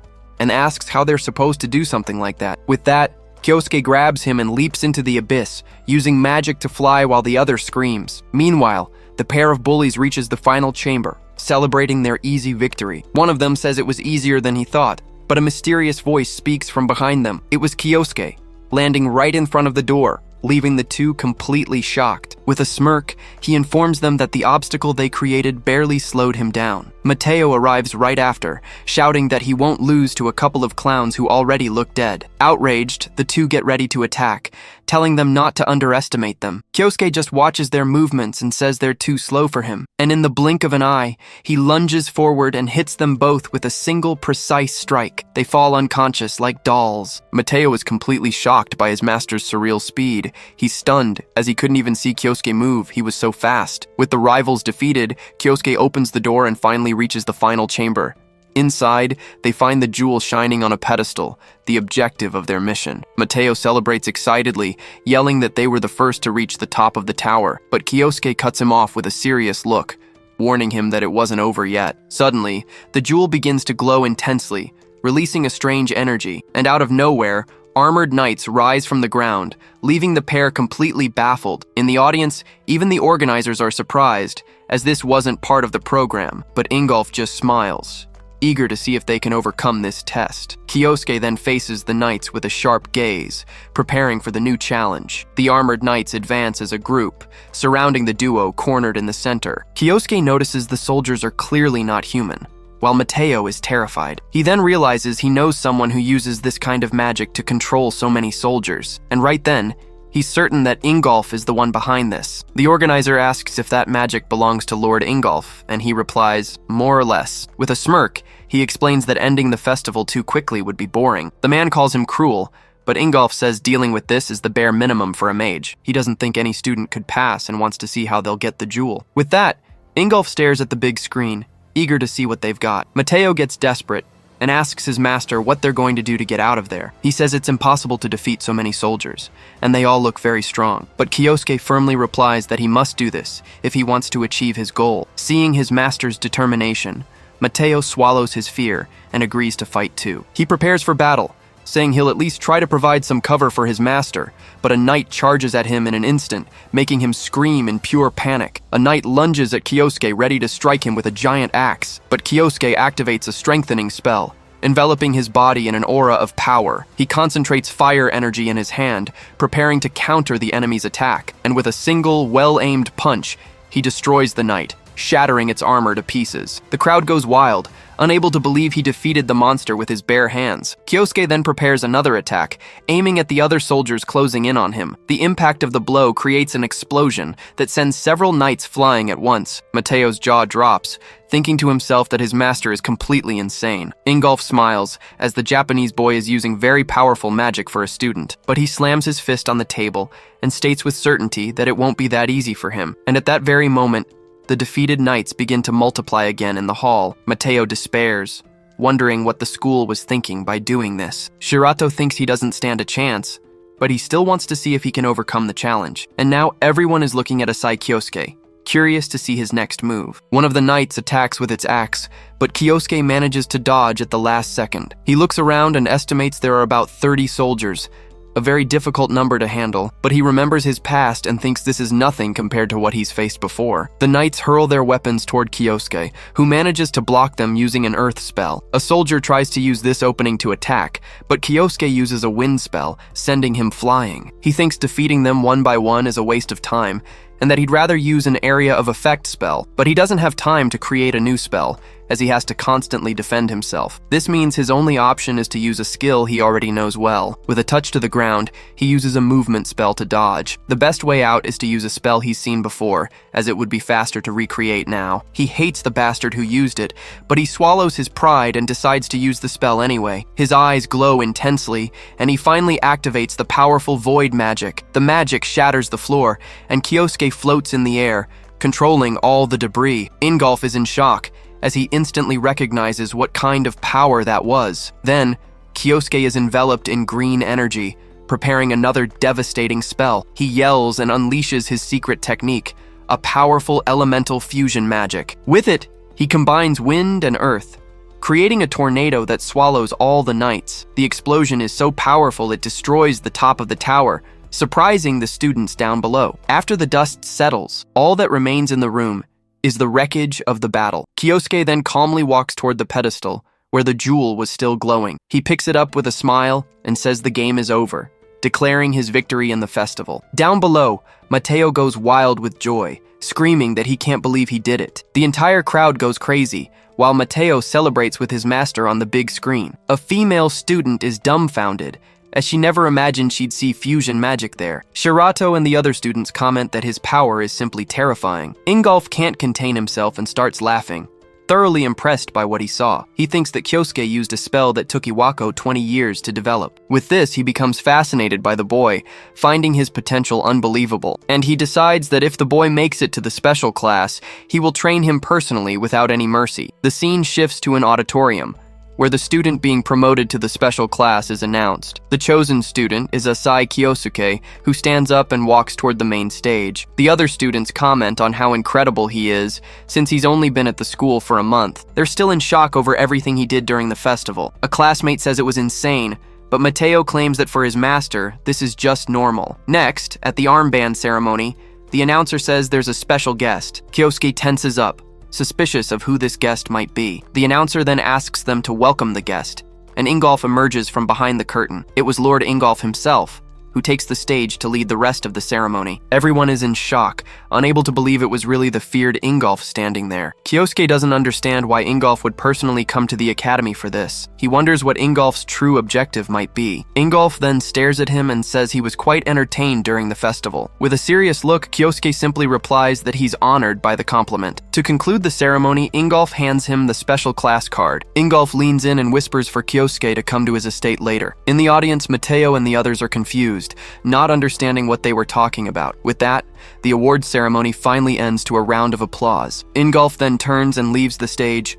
leaving the students behind without another word. Kyosuke stands there, wondering what the hell Ingolf could be plotting. The scene changes to night, showing the entrance of a gigantic, luxurious mansion. A butler greets him at the door, confirming his name and saying they were expecting him. He then wonders what Ingolf wants, and if he has discovered his true identity. Kyosuke is frustrated, wishing he had more time to prepare for this meeting, but if he's been found out, he knows a fight could break out right here, right now. Upon entering the room, he finds Ingolf sitting at a table laden with food. Ingolf notices his presence, greets him, and simply tells him to sit. He says they'll talk after dinner, but Kyosuke doesn't seem to agree. With a serious look, he ignores the invitation and asks what Ingolf really wants. Ingolf repeats that his feats at the festival were impressive and caught his attention. Ingolf settles into his chair and says there's something he'd like to ask. With an intimidating gaze, he questions what exactly our Kyosuke was hiding. Kyosuke tenses up, wondering if Ingolf had already discovered his secret, but he clenches his fist and tells himself no, that couldn't be true. He thinks that if Ingolf knew,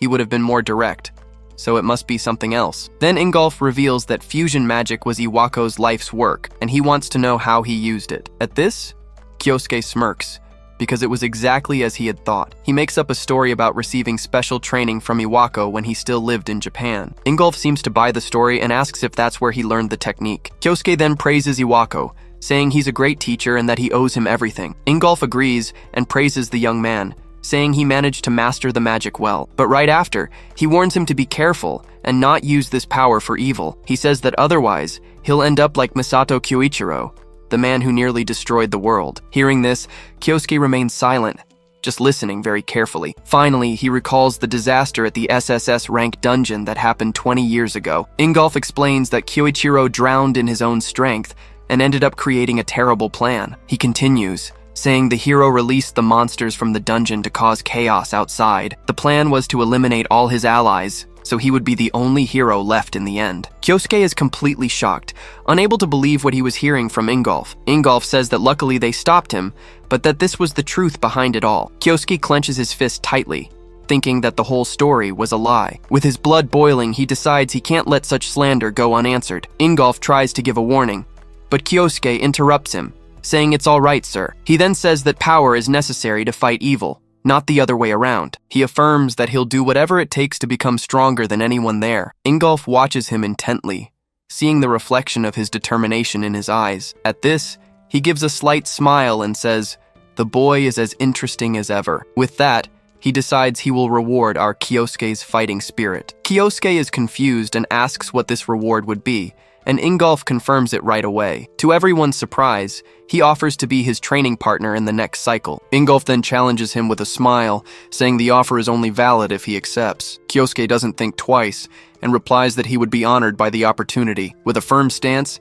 he accepts the challenge, saying he'll be glad to face him in training. The scene cuts to the street at night, showing our Kyosuke leaving the mansion. He thinks this is the best reward he could have asked for from Ingolf. With a determined step, he promises himself that Ingolf can just wait. As he walks, he swears he'll crush him with everything he's got in the training. The day of the special class's regular training at the academy has arrived. Two students walk by, mentioning that today is the elite class's training session. One of them says jealously that he wishes he could train with Ingolf too, which surprises the other. But suddenly he stops talking when he feels a dark presence nearby. It's Kyosuke, sitting on a bench with a heavy aura and a menacing gaze. The two are completely terrified and decide to run off to avoid any trouble. Kyosuke watches them leave, thinking that the day to settle the score with Ingolf has finally come. Clenching his fist, he prepares himself. Today, he's going to even the score with Ingolf. He remembers Ingolf promised him a training battle during today's class. To Ingolf, this might just be a lesson, but for Kyosuke, it's something entirely different. He vows to crush him and make him regret the betrayal from 20 years ago. The scene changes to the training field, where the instructor announces that the class is about to begin. He then calls for Lord Ingolf to introduce himself and start the day's activities. Ingolf walks confidently toward the students, displaying his imposing presence. Kyosuke glares at him with a serious, focused look. The moment he's been waiting for has arrived. Ingolf begins his speech, saying he has faith in the academy's best students. Then he announces that to spice things up, he's decided to hold a training match today. Ingolf laughs and tells them not to be nervous, as he has already chosen his opponent. At that, he calls out for Asai Kyosuke, ordering our Kyosuke to step forward. In the stands, Mateo is completely shocked, unable to believe what he's seeing. He thinks it was worth skipping class to see his master fight against Ingolf. Suddenly, he notices the presence of Shirado, the girl who was also at the festival. With a smile, Mateo thinks that things between her and his master are going well. Shirado feels someone staring at her strangely, but decides to just ignore it. She then focuses on the fight, wanting to see how he plans to face one of the world's heroes. On the field, the two face off, with Ingolf asking if they can begin. Kyosuke thinks that Ingolf is one of the strongest fighters, completely different from the others. He swears to himself that the one who will be kneeling on the ground today is Ingolf. Ingolf then gets ready and announces that he will make the first move. In an instant, he charges at our Kyosuke with absurd speed. Ingolf shouts and punches the ground, releasing a massive wave of power. The blast of energy rushes forward, forcing Kyosuke to defend himself from the impact. In the stands, the students are startled, wondering if that was wind magic, but Shirato realizes it wasn't. The shockwave came solely from the force of the punch. Kyosuke manages to hold his ground and wonders if Ingolf used strengthening magic. To defend himself, he decides to counter with an earth magic barrier, but the stone wall shatters instantly against the force of Ingolf's blow. He looks surprised and comments that the young man actually managed to block his attack. Kyosuke understands it was body enhancement magic, which is why the blow hit like a truck. He barely managed to stop it with reinforced stone, as the power behind it was insane. But Ingolf just laughs and tells Kyosuke he's completely mistaken. With that, he takes off his jacket, revealing he wasn't even using body enhancement yet. With his fist in flames, he now shows what his real power looks like. Ingolf then launches an even stronger attack, causing a gigantic explosion. Kyosuke braces for the impact, feeling the pressure of the power coming toward him. He uses wind magic on his feet to escape the blast by a hair's breadth. Ingolf doesn't stop, throwing several punches into the air and creating multiple explosions on the field. With the help of the wind, Kyosuke manages to dodge, but he's already being pushed back. Mateo is shocked, unable to believe his master is being overwhelmed like that. Ingolf notices he escaped and warns that despite his instincts, the fight isn't over. With that, he launches a devastating blast of energy that rushes straight at him. Kyosuke barely manages to dodge. He thinks that with an impact like that, he can't hold back anymore. He stands up determined, realizing it's no time to conserve his power. Ingolf finds this strange, wondering why he stopped moving. Kyosuke then begins to gather a huge amount of wind magic around him. Shirato recognizes the technique, saying it's the same one he used at the festival. With his eyes glowing, he prepares to activate his powerful fusion magic. The green energy starts to pull in debris, creating a tornado ready for a counterattack. The tornado of rocks rushes forward, heading for Ingolf with destructive force. Ingolf braces for the impact and tries to hold back the attack, yelling from the effort. The two energies then collide in an explosion, with Ingolf trying to nullify the magic. When the smoke clears, he has managed to stop the tornado, showing he's still standing. Kyosuke is surprised, as Ingolf's shockwave had lessened the impact of his attack. He realizes that Ingolf has gotten even stronger after 20 years, which is a problem. With a smile, Ingolf praises the attack and says he shouldn't have held back either. With that, he raises his power level even further, showing his true fighting power. Kyosuke is in shock at the power of the attack, not understanding what was happening. Ingolf was now covered in an absolutely absurd aura of power. And with a challenging look, he calls for the young man to continue the fight, because now it's for real. Kyosuke wonders if he's using a spell he doesn't even know he has. He questions if he learned it sometime in the last 20 years. He wants to see just how much it was worth. With his eye glowing brightly, he announces he's starting his attack right now. Then, he extends his hand and fires a powerful magic spell at his opponent. Ingolf recognizes it as earth magic and braces for the coming impact. Kyosuke thinks the explosion is too big. There's no way his enemy can escape. With a grunt of pain, Ingolf is thrown back by the force of the initial attack. Seizing the opportunity, the boy prepares a fusion spell to attack again. He then unleashes his fusion magic, creating an even more devastating attack than before. The blast of energy surges forward, hitting Ingolf with brutal force. From a distance, Mateo cheers excitedly, shouting that his master is using his best technique. Meanwhile, Sayuki notices their opponent is off balance, and the timing is perfect. She's certain this final attack will hit its mark dead on, and with a mocking smile, he yells, unleashing a golden aura and showing off his full power. Kyosuke is speechless, wondering what kind of monster this guy is. With his bare hand, Ingolf simply stops the spell as if it were nothing. He then roars, dispersing the fusion magic with sheer brute force. With a mocking look, he stares down Kyosuke, displaying his superiority in the fight. Kyosuke is in shock, unable to believe his magic was pierced just like that. Sayuki is also stunned, saying he managed to nullify an extremely high-level power. Amidst the smoke, Ingolf praises the attack, calling it an excellent strike, but he warns that it can't pierce his powerful and brilliant mana armor. Kyosuke gets it instantly. Realizing that the golden mist acts as protection, he clenches his fist, thinking the man's durability is just insane. Just then, Ingolf stomps his foot and warns that his armor does much more than defend. He explains that it turns his body into a weapon, merging offense and defense, and with a war cry, he charges at Kyosuke at full speed. Surrounded by a golden aura, Ingolf prepares to deliver a devastating punch, but Kyosuke reacts quickly, jumping back to try and escape the direct blow. Ingolf's fist hits the ground, causing an energy explosion that destroys everything. Mateo is shocked by the scene, shouting in disbelief at what he just saw. Thrown by the shockwave, Kyosuke tries to shield himself from the blast's impact. He manages to land far away, but the battlefield is completely destroyed. With a cut on his face, he thinks that Ingolf is much stronger than before, and that mana armor he mentioned is proving to be a huge problem. Kyosuke has a countermeasure, but the spell isn't complete yet and it's risky. Impatient, Ingolf asks if he's not going to attack, saying if not, it's over. He then decides to end the fight once and for all, charging at the boy with everything he's got. Seeing the danger, Kyosuke realizes he has no choice but to risk it all. With difficulty, he begins to gather a new blue energy, an unknown power. Ingolf questions if he's forging something, doubting it will be able to stop him. With total confidence, he continues his attack, flying towards his target. Ingolf is confused mid-air, not understanding what kind of power it is. Kyosuke's hand glows with a cosmic energy, and Ingolf eyes it seriously. Ingolf's fist then clashes with the magic, creating a collision of power. The force of the impact throws Kyosuke backward, unable to maintain his defense.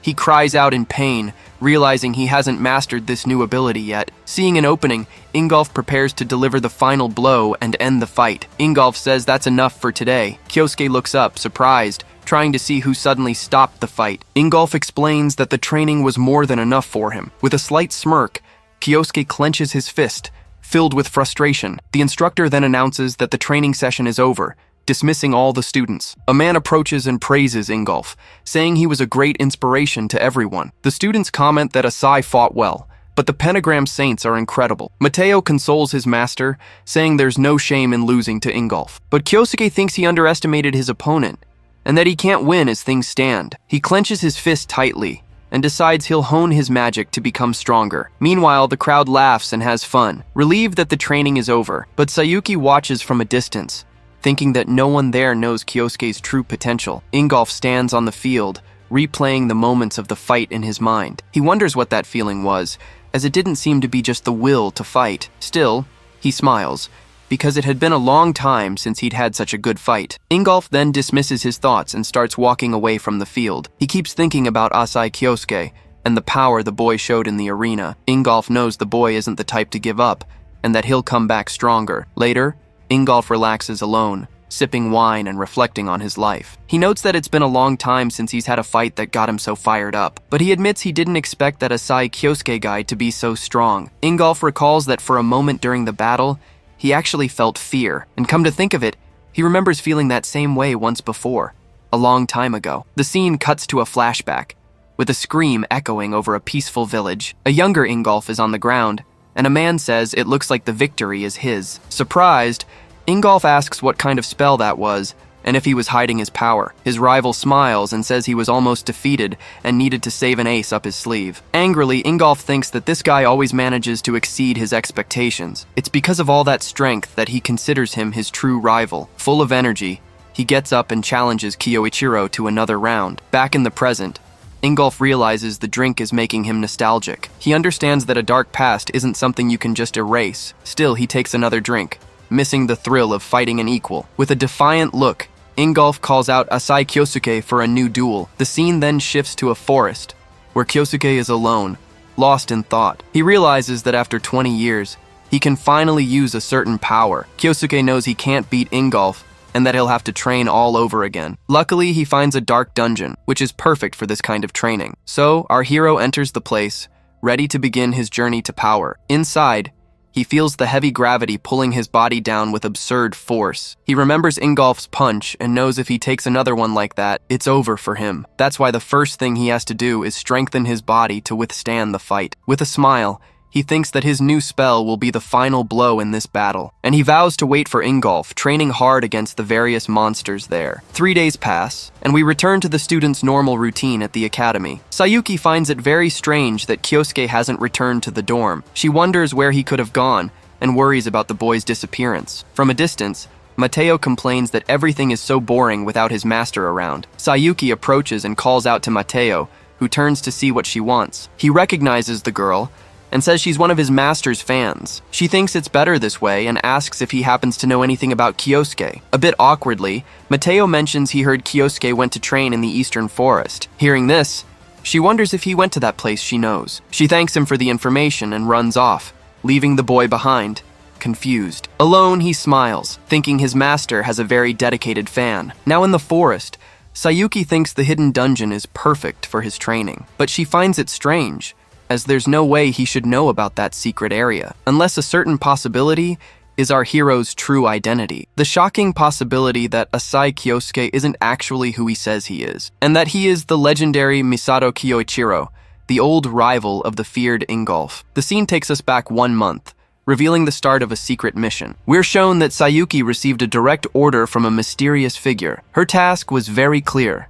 investigate who the disguised Kyoichiro could be. And Asai Kyosuke's name was right there, on that long and suspicious list of targets. She thinks that if he really is Kyoichiro, her mission is going to get complicated. She's been here before, and realizes the dungeon is just as brutal as she remembered. She then wonders if Asai Kyosuke has really been training here this whole time. Suddenly, she senses a strange presence and decides to take a careful look. And there he is, standing, right after taking down a giant monster by himself. His body is completely different, much stronger, with a dark and dense aura. She watches from a distance and notices his aura is completely different than before. And all those monsters on the ground, did he really defeat them all by himself? She's in shock, because the level of power he's displaying now is absurd. All this power is far beyond anything she could have ever imagined. Leaving the forest, she calls someone and confirms that her suspicions were correct. She warns that at this rate, he could actually reach Lord Ingolf's power level. The person on the phone then asks what the chances are that he's really this Kyoichiro guy. With a serious look,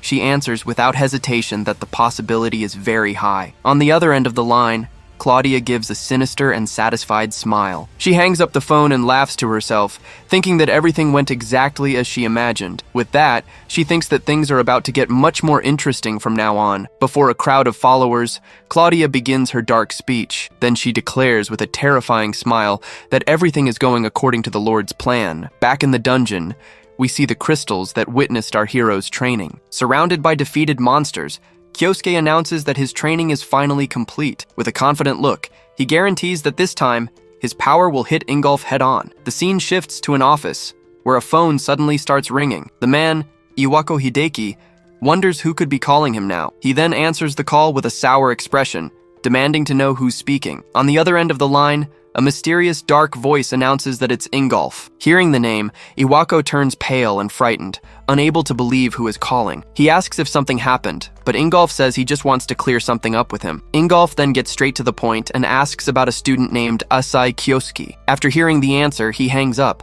saying that was all he wanted to know. With the information he needed, Ingolf slams the phone down with terrifying force. Iwako despairs, because he can't reveal that Asai is actually Kyoichiro. He panics, screaming internally that if he tells the truth, he will surely die. On the other side, Ingolf looks ready to act, a cold determination in his eyes. Ingolf thinks Iwako is hiding something, but he has no proof, so he decides his next step is to investigate on his own somewhere else. Suddenly he stops, noticing something strange in his room. Someone has just slipped a letter under his office door. He picks up the envelope, wondering who could have sent him that message. As he reads the contents, his face fills with a fury he hasn't felt in a long time. With a hand shaking with rage, he crumples the paper, because now everything makes sense. He becomes enraged, screaming internally that he already knew this was the truth. The scene takes us to the past, with Ingolf apologizing to his friend Kyoichiro, but Kyoichiro says it's fine, and that he would help since his own city was destroyed. Ingolf then asks if he's sure,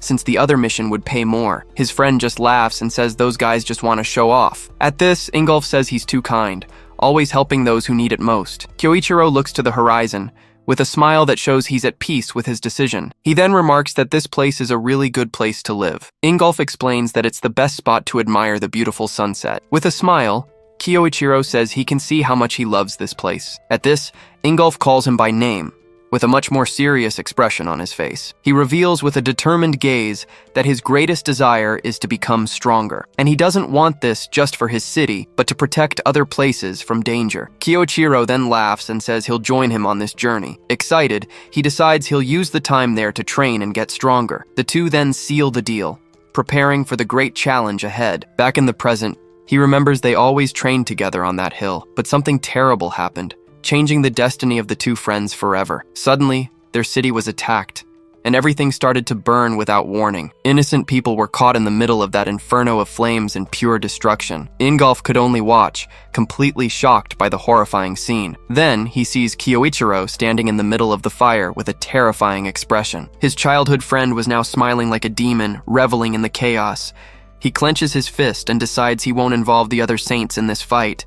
With hatred in his eyes, he swears he will be the one to finish Kyoichiro. The scene cuts to Kyosuke, walking down the hall with a confident air. He thinks that the next training session is in a week, and that he'll get his rematch. Suddenly, he hears someone shout his name, stopping him in the middle of the hallway. It was Mateo, who runs towards him, celebrating that his master has finally returned. He asks what the hurry is, and the boy explains it's a letter from Iwako. Confused, he takes the letter Mateo was holding so urgently. Kyosuke then opens the envelope to see what Iwako's message was for him. Upon reading the contents, his expression changes instantly, showing the news wasn't good. Mateo asks what it said, but Kyosuke just crumples the paper in a rage. He then turns and walks away, coldly saying it was nothing important. Confused, Mateo is left behind, calling for the master who disappeared down the hall. Sayuki watches the scene from a distance, looking quite thoughtful about the whole situation. The wind blows outside, indicating that things are about to change again. On the old hill, Ingolf says he has finally arrived. Kyosuke recognizes the place and asks why he was summoned there. With a serious look,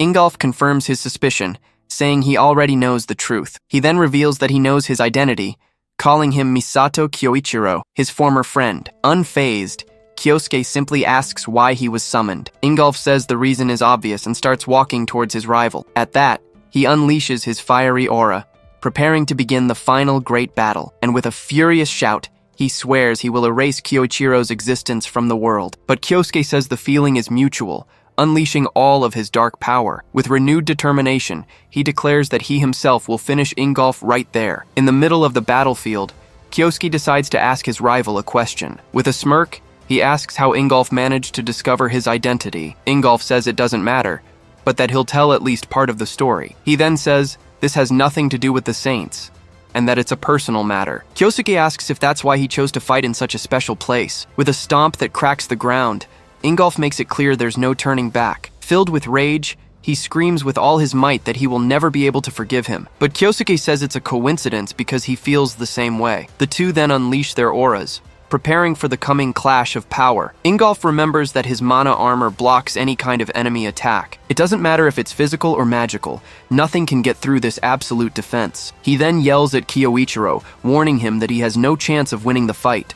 With a war cry, Ingolf fires a full power blast of golden energy. The power surges forward, destroying the field and tearing the earth in half with its force. The wave of energy heads straight for Kyosuke, who faces the attack without any fear. With a mocking look, Ingolf asks what Kyosuke is going to do now. He remembers that in their last fight, the boy could only dodge his direct attacks. So he decides to strike with another shockwave to end the fight. But this time, Kyosuke charges forward, covered in a powerful blue aura. Ingolf is completely shocked, not expecting this from his rival. He can't believe the boy is charging head-on against his strongest attack. With a shout, Kyosuke unleashes his own magic, nullifying the shockwave. A green energy spreads across the field, revealing a power Ingolf had never seen. Suddenly, Kyosuke concentrates a fist of fire in his hand, absorbing Ingolf's power. It's shown that he can now use the same type of magic as his opponent. The two then exchange a full-force punch in an absurd clash of auras. The collision of their powers creates a massive explosion that kicks up dust everywhere. Despite the force of the blow,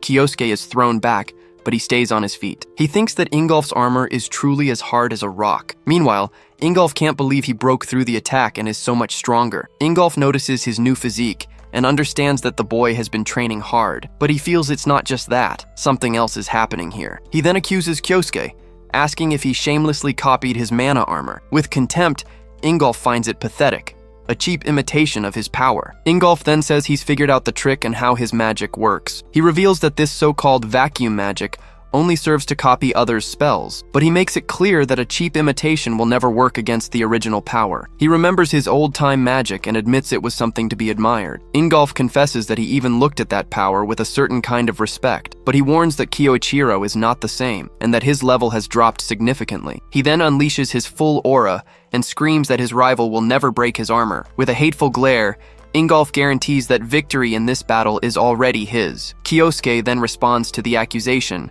saying he was close, but wrong. He explains that vacuum magic is much deeper than just copying powers, and after a long time, he's finally ready to show his true technique. Ingolf recognizes the move, remembering it's the boy's final attack. Even so, he isn't fazed, as he thinks it won't make any difference. He then charges forward, screaming that no known spell can pierce his armor. With that, Ingolf leaps forward, ready to finish off his former friend for good, but Kyosuke prepares himself and begins to activate his powerful and mysterious vacuum magic. Ingolf screams for him to eat this and throws his most powerful punch yet, but suddenly, in the middle of the attack, Ingolf is cut. He stumbles back a few steps, completely shocked by the outcome of the clash. Ingolf can't believe the boy actually managed to wound his arm. He wonders if his armor was broken, but thinks that's impossible. In shock, he remembers that no one had ever managed to do that to him before. Kyosuke then warns him again that his magic isn't just about copying others. With a frightened look,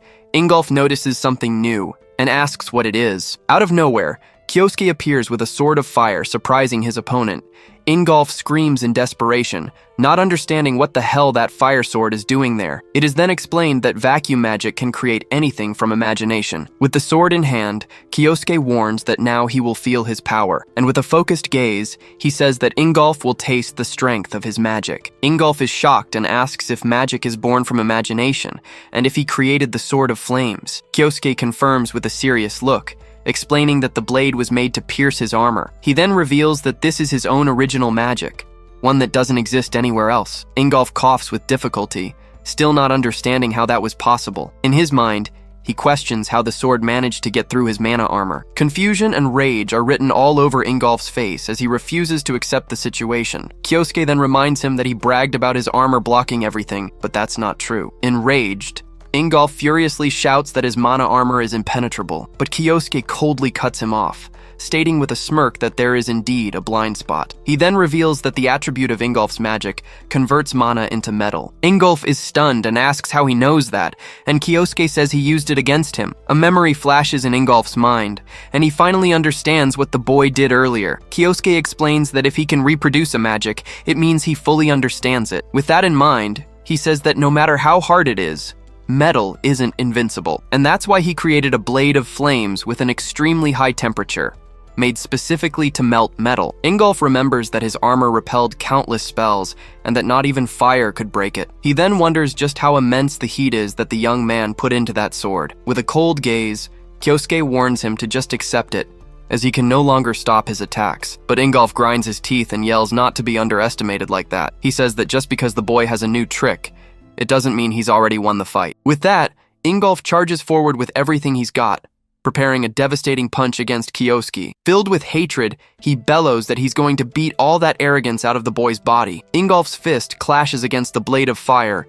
causing a gigantic impact. Kyosuke maintains a focused expression, holding the sword firmly against the attack. With a swift move, he parries the blow and counterattacks with a precise slash. Ingolf is thrown backward, his entire body cut by the flaming blade. He falls to his knees, bleeding and surrounded by the flames of defeat. In total disbelief, Ingolf glares at the boy, refusing to accept what just happened. Kyosuke then explains that when he gets emotional, his movements become predictable. To finish, he says with a smile that Ingolf never got rid of that old habit. Tired of the talk, Ingolf tells the boy to shut up with a furious glare. He loses his patience and charges forward screaming, unleashing a wave of power at Kyosuke. Kyosuke clicks his tongue, questioning if he's really going to keep coming at him. Kyosuke then easily dodges the desperate attack, showing his superiority in the fight. But Ingolf manages to get close and tries to land another blow, but Kyosuke just builds up his aura while dodging the attacks. He yells for the boy not to dare lecture him about the past. With his eyes glowing with rage,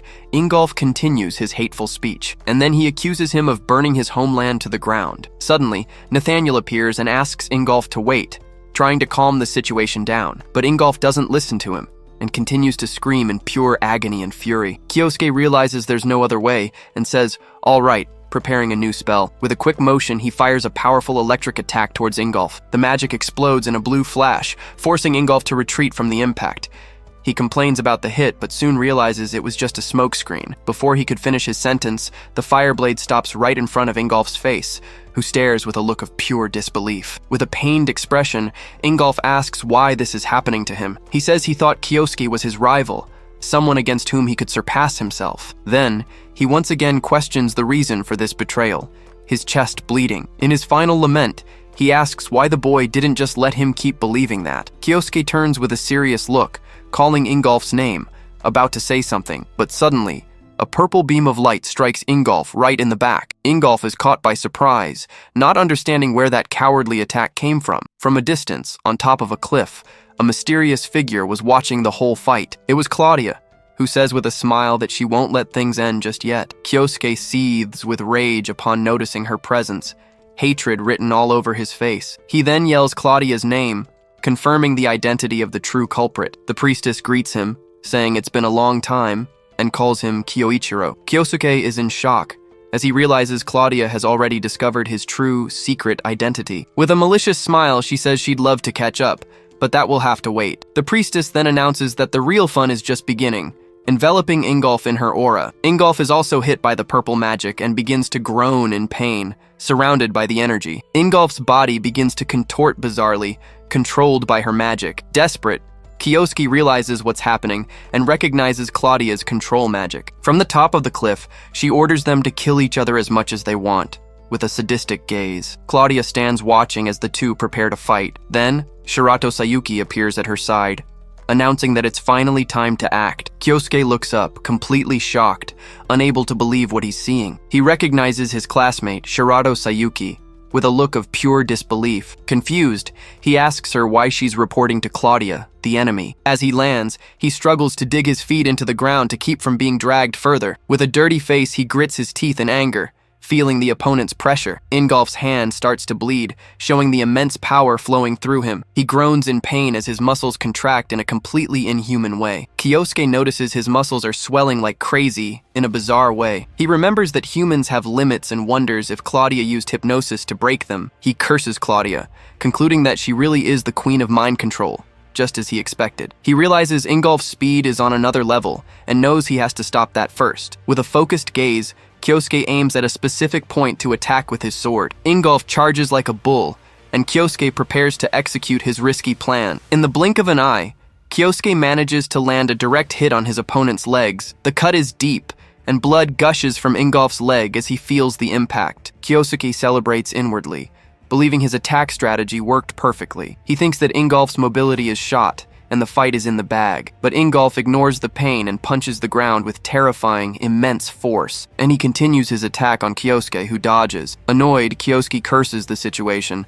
not expecting him to be so tough. Even after taking a hit like that, Ingolf is still on his feet and ready for more. He lets out a grunt of pain, but the hypnosis forces him to keep fighting relentlessly. Kyosuke is stunned by the sight, not understanding how he can still move like that. And Ingolf keeps coming at him with his attacks, but Kyosuke dodges. Kyosuke slides back to escape the deadly blow. Kyosuke watches Ingolf from a distance, wondering what's happening to him. Ingolf starts to groan in pain, bringing a hand to his face as if fighting something. Then, Kyosuke notices the evil aura around Ingolf is slowly fading. He wonders if the hypnosis failed, but quickly dismisses the idea. Claudia doesn't make mistakes.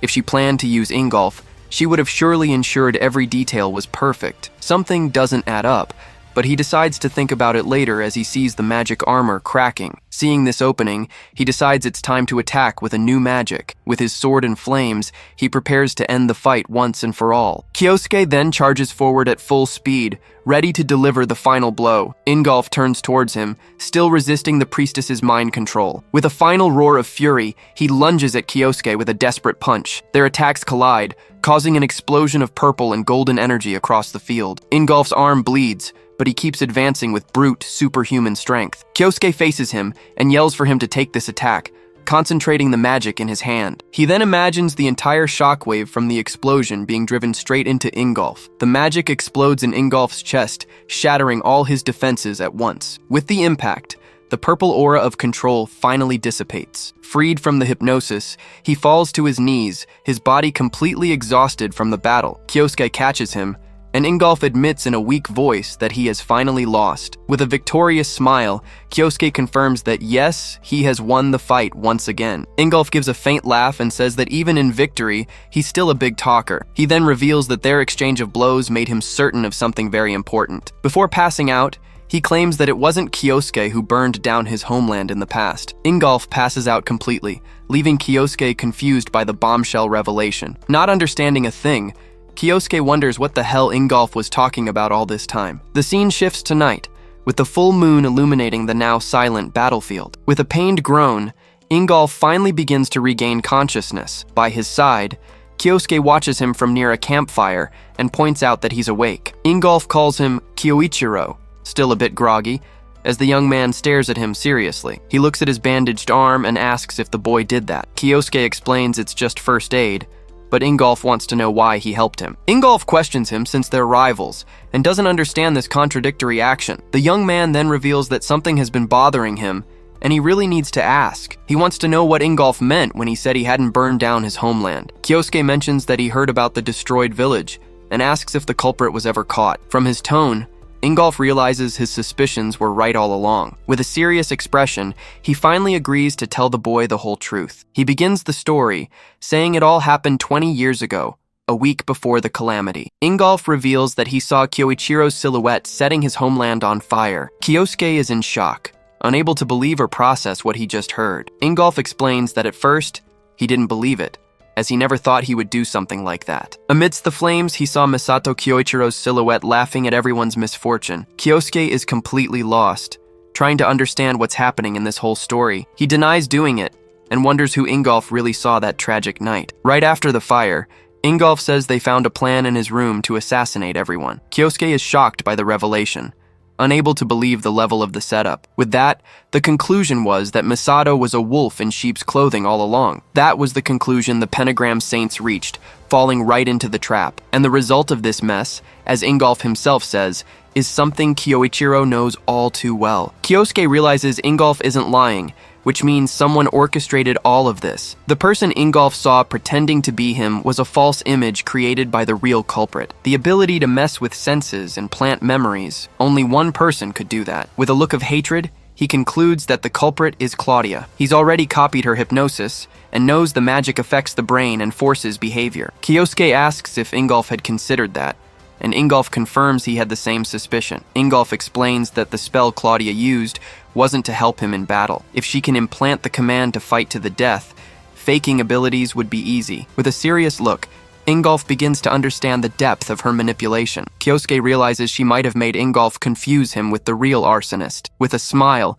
he understands that this revelation finally explains everything that happened. Anyway, Ingolf stands up and says he owes him an apology. With a fist to his chest, he admits he misjudged Kyoichiro and was terribly wrong. Kyosuke just watches him, surprised by Ingolf's attitude and regret. Ingolf says he didn't trust him, and now he must accept the consequences of his mistake. He then draws a dagger and calls out Kyoichiro's name with a pained expression. With the knife in hand, he offers it to the young man and asks him to kill him. Ingolf says that burying his body there is the least he deserves for his sin. Kyosuke is silent for a moment, processing the extreme request, but he just calls Ingolf's name, who looks at him, expecting the blade. Kyosuke then invites him to look at the view and remember the days they trained together. Ingolf is moved and reminds Kyoichiro that they were once brothers in arms. He says that this strong bond of friendship didn't just break on its own. Kyosuke then asks who broke that trust, and if they're just going to let it slide. He reminds him that they now have a common enemy,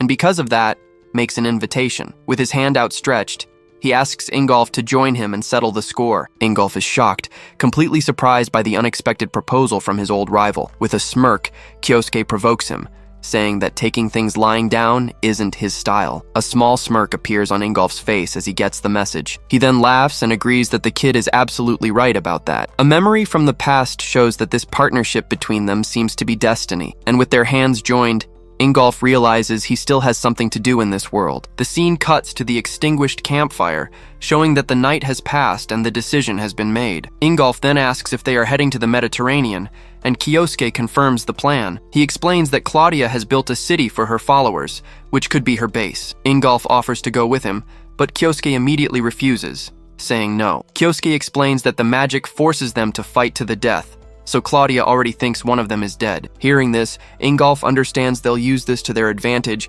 and the young man confirms the plan. With a smile, he says she thought one was enough, but it's time to show her she was wrong. He asks Ingolf to keep acting like a saint, as it will be easier if he is presumed dead. He also warns that Nathaniel's movements have been very suspicious and deserve attention. With a look of confidence, the young man turns to Ingolf and says he's counting on him. Ingolf then responds firmly, saying he can leave it to him, accepting the mission on the spot. And so, the two former rivals part ways, each with a clear objective in mind. After everything, the next step of his revenge finally became clear to Kyosuke. He clenches his fist in hatred, vowing that she will regret everything she's done. Looking at the moon, he remembers the name of his true enemy, the treacherous Claudia. The scene shifts to a ship on the high seas, with the sun shining and gulls flying. Kyosuke travels alone, leaning against the side of the boat, lost in thought about the future. He reflects on the many things that happened in Germany, leaving it all behind now. A memory of Matteo shouting to him from a distance surfaces,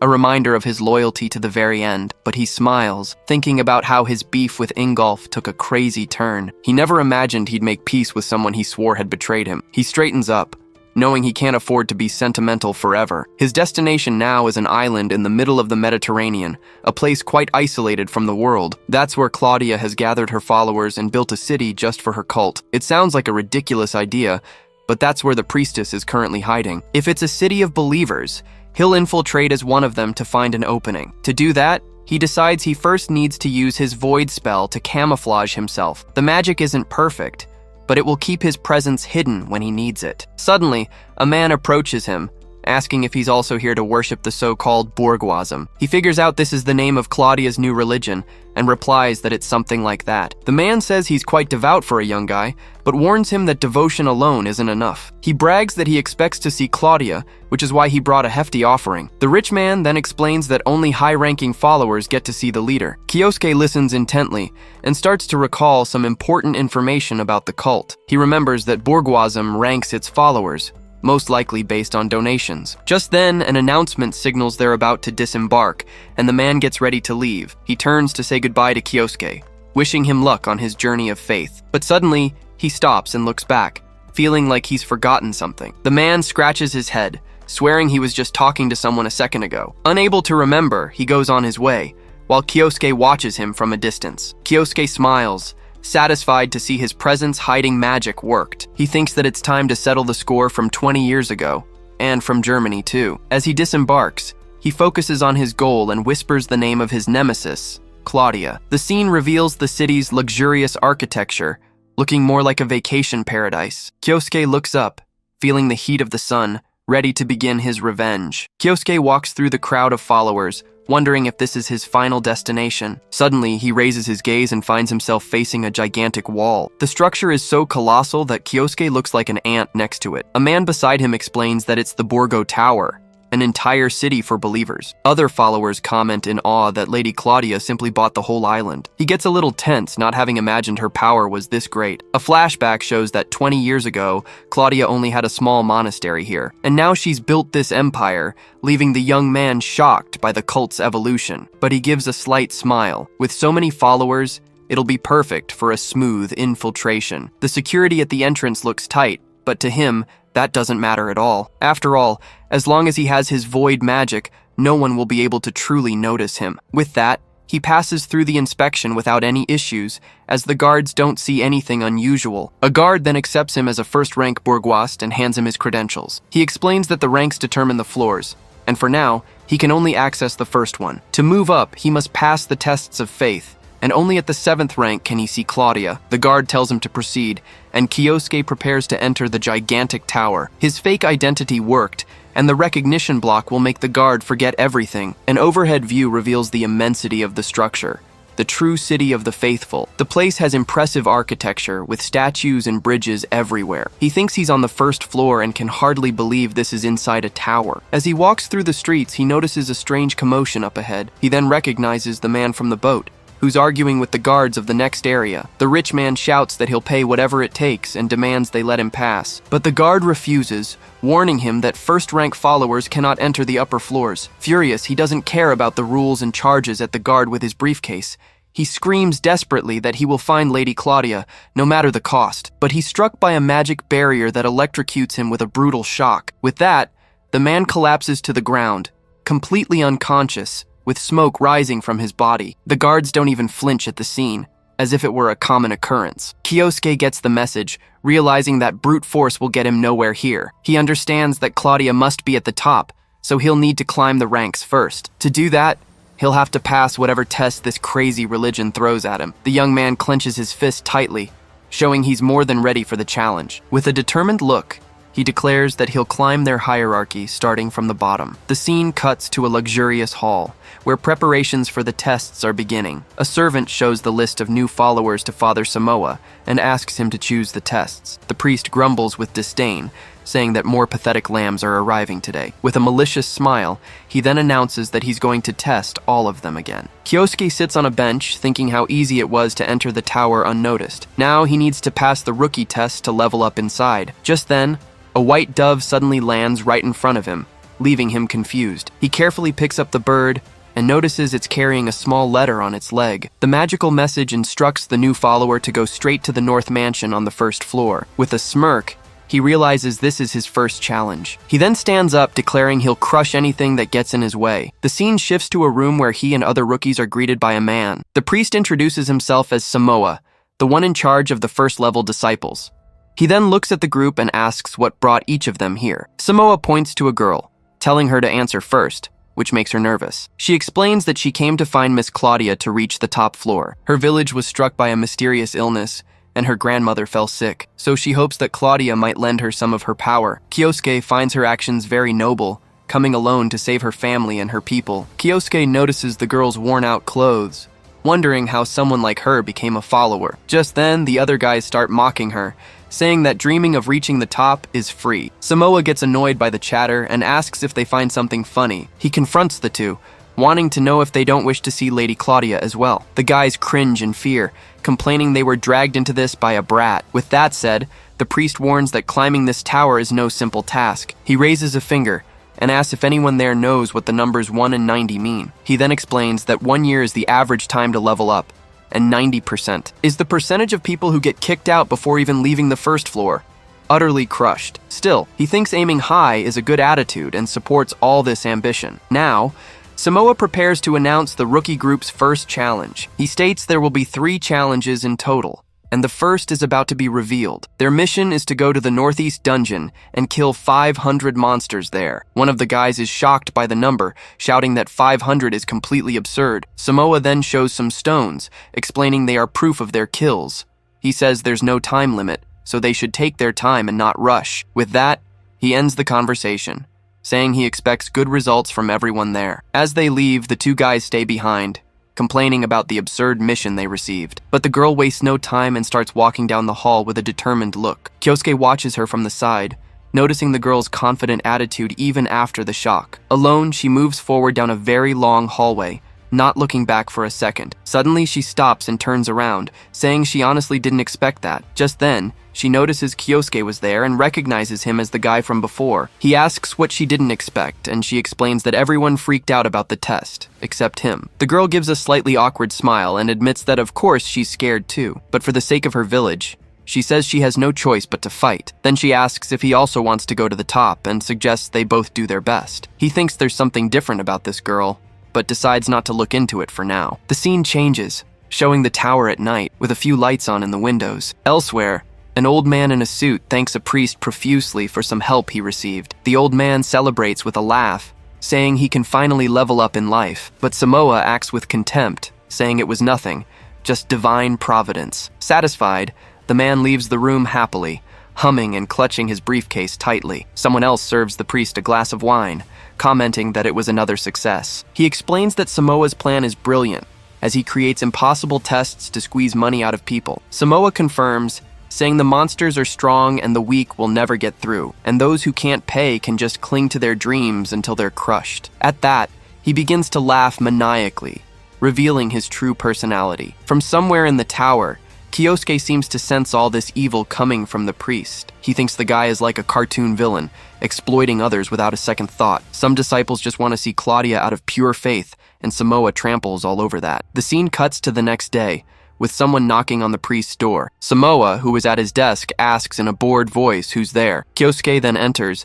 bowing and apologizing for interrupting him. Without any hesitation, he announces that he has finished the test and brought everything that was asked for. Kyosuke throws a sack onto the desk, startling the priest with the sudden noise. Suddenly, a pile of shining purple stones tumbles out, leaving Samoa speechless. He's shocked, as it's impossible to have gathered all of that in a single day. Even while breaking into a cold sweat, he forces a smile and comments that the rookie is truly incredible. With a dark look, Kyosuke calls him by name, cutting off his fake praise. He then gets closer and advises him to close the windows so no one overhears any secrets. The priest gulps, realizing the boy knows much more than he lets on. He then wonders if the rookie overheard last night's suspicious conversation. Filled with hatred, he grips the arm of his chair tightly, cursing the boy in his thoughts. Samoa glares at the stones and says that this place is his domain, and he won't let some rookie mess it up. With a look of pure rage, he swears he will turn the tower into Kyosuke's tomb. Later that night, Samoa is in his office, thinking about what happened earlier. He's furious, finding it insulting that the rookie showed up just to give him that warning. To him, the kid tried to give a warning, but it's nothing more than cheap justice. With a wicked smile, he decides he'll give the rookie a very special second test. The scene shifts to the bourgeois disciple's dormitory, where Kyosuke is now staying. He looks out the window and notices that Samoa hasn't made a move against him yet, so he concludes the priest isn't stupid enough to try something inside the tower itself. But suddenly, a white dove lands on his window, surprising our Kyosuke. The bird delivers a new magic letter with the details of his second official test. He figures out the plan instantly, realizing they want to get rid of him using a test as an excuse. It's the perfect chance to fulfill a tower requirement and eliminate him, like killing two birds with one stone. According to the letter, his mission is now to simply defeat the dungeon boss. Kyosuke smirks. He knows it's an obvious trap, but he doesn't seem to care. Without hesitation, he decides to face the challenge head-on, unafraid of what's to come. The scene cuts to a lava cave, the dungeon on South Bourgeois Island. Kyosuke enters the lava cave, remarking that the heat inside is no joke. He knows Samoa wants to kill him, so he already expects the difficulty here to be high. And if the priest has a plan B, he'd better have an ace up his sleeve too. With that, he activates his own magic, preparing for anything that might appear. With a focused gaze, he stays alert, waiting for the first attack from the darkness. Suddenly, a fiery explosion lights up the area, revealing he wasn't alone. A giant flame monster appears, revealing itself as the dungeon's first enemy. The creature, a flame rex, lets out a loud roar and charges at him with full force. To make matters worse, these are high-level fire monsters that usually hunt in packs. Kyosuke confirms the dungeon's level is high, but a smile shows he doesn't mind, so he uses his void magic, creating several ice crystals around him. The crystals fly forward, striking the fire monster head-on with a brutal impact. The lava creature falls to the ground, completely defeated by his ice magic. He realizes his training to fight Ingolf is finally paying off. With that, he decides to keep up the pace, continuing to advance through the dangerous cave. In the dungeon, a hooded man watches everything from a distance, waiting for the right moment to act. Far away, an assistant asks Samoa if he's sure about this new disciple. The guy is worried, since the rookie passed the test in one day and might even kill the boss. But Samoa replies that's not going to happen, and asks if any rookie has ever beaten that boss. And to make sure, he reveals with a wicked smile that he's already sent an assassin after the kid. The assistant turns pale, repeating the word assassin in a very worried voice. The priest then confirms it's a professional killer, and that the rookie won't survive. Back in the cave, the assassin understands the situation and prepares to finish the job. Suddenly, he sees the dungeon boss get defeated in an instant, leaving him shocked. He thinks to himself that Samoa warned him the guy was strong, but this was an absurd level of power. Even so, he believes Kyosuke hasn't noticed him yet, and prepares his perfect ambush. Without a sound, the assassin draws his dagger and lunges forward at full speed. He leaps behind Kyosuke, yelling that his head is as good as gone, ready for the final blow, but the attack is suddenly blocked, sending the assassin flying with a dull thud. Lying on the ground, he looks up, unable to believe his surprise attack failed so miserably. The assassin looks at the ice spirits, wondering if the kid was the one who did that. He's trapped, not understanding how Kyosuke knew exactly where he was hiding. Kyosuke then explains that the hunter often gets careless and becomes the hunted. Just then, the killer notices some purple magic butterflies starting to fly around him. It's revealed to be a powerful tracking spell from the Void class. He comments that it was a good idea to prepare this insurance to protect himself from the trap. With a confident smile, Kyosuke shows he was in control of the situation the whole time. Wasting no more time, he lunges forward and grabs the assassin by the collar. Then he tells him it's a shame, but the priest's plan didn't work out as expected. The scene cuts to the office, where Samoa suddenly jumps in shock at his desk. That's because the assassin's bloody hand is thrown right in front of him with a dull thud. The priest stares at it in shock, stammering, not knowing what to say or do. Kyosuke appears in the room, proving he not only survived but came back for revenge. He pretends to be tired, commenting that the fight was tough and the boss was strong. And to top it off, he mentions that a hooded guy attacked him, as if on someone's orders. He wonders aloud who would do such a thing, making Samoa furious on the inside. Then Kyosuke leaves, saying he's looking forward to his third and final test. The priest is left confused, wondering why the kid didn't report the attack, but then it clicks, and he finally starts to understand what Kyosuke is all about. He figures the kid either has no solid proof or thinks the report would be ignored. In that case, Samoa decides he'll have to execute the rookie with his own hands. Even if the kid is strong, he opens a secret drawer and says it doesn't matter. Inside is a red ring, which he explains is a gift from Lady Claudia herself. With a look full of hatred, he vows that with the ring, he will erase Kyosuke for good. At night, two guys walk down the street. One of them lets out a heavy sigh, completely exhausted. He complains about missing his quota again, saying things have gotten brutal since Samoa became a priest. The blonde guy adds that he ran away from home, leaving everything behind to try and make it here. But at this rate, he wonders if he'll ever make it to the second floor. Kyosuke overhears their conversation from a distance, his expression serious and thoughtful. The scene shifts to two guards. They comment on how quiet it is, noting that no one comes by anymore. Suddenly, Kyosuke approaches, saying, "Excuse me," catching one of the guards by surprise. With a smile, he says he just wanted to ask them a quick question. After they answer, he thanks them for their help and walks away, leaving the guards confused. One of them wonders what that was about. He found the kid to be pretty weird, honestly. He had asked for the date of a priest's inspection, already plotting his next move. A few days pass, and a messenger pigeon lands on the window, bringing news. He reads the letter, which announces the details of the final test for that floor of the tower. Smiling, he thinks that Samoa is incredibly unlucky, which just proves his lack of faith. Then he prepares to act, activating his powerful void magic once again. Suddenly,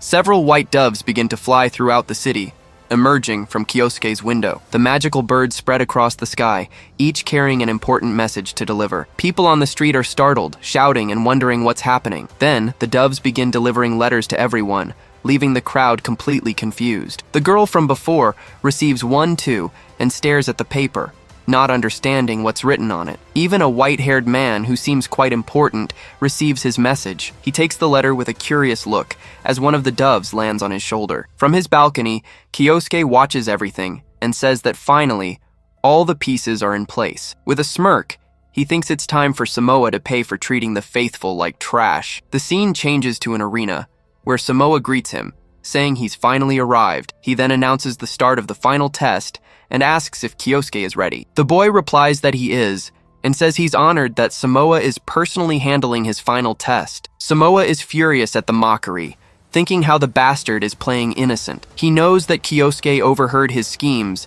and that he sent an assassin to silence him. To him, the first floor of the tower is his paradise, and he won't let anyone ruin it. Filled with rage, Samoa vows to erase the rookie right then and there, no questions asked. But Kyosuke smiles and comments that it looks like they have a pretty big audience today. Samoa is shocked to see a crowd arriving to watch their final test. The crowd murmurs that he's the believer who broke the record, and that Samoa himself will fight him. The girl from before is also there, and confirms that everything is exactly as the letter said. The scene shows the packed arena, with everyone waiting for the great showdown to begin. The priest is a bit lost, staring at all the people who appeared out of nowhere.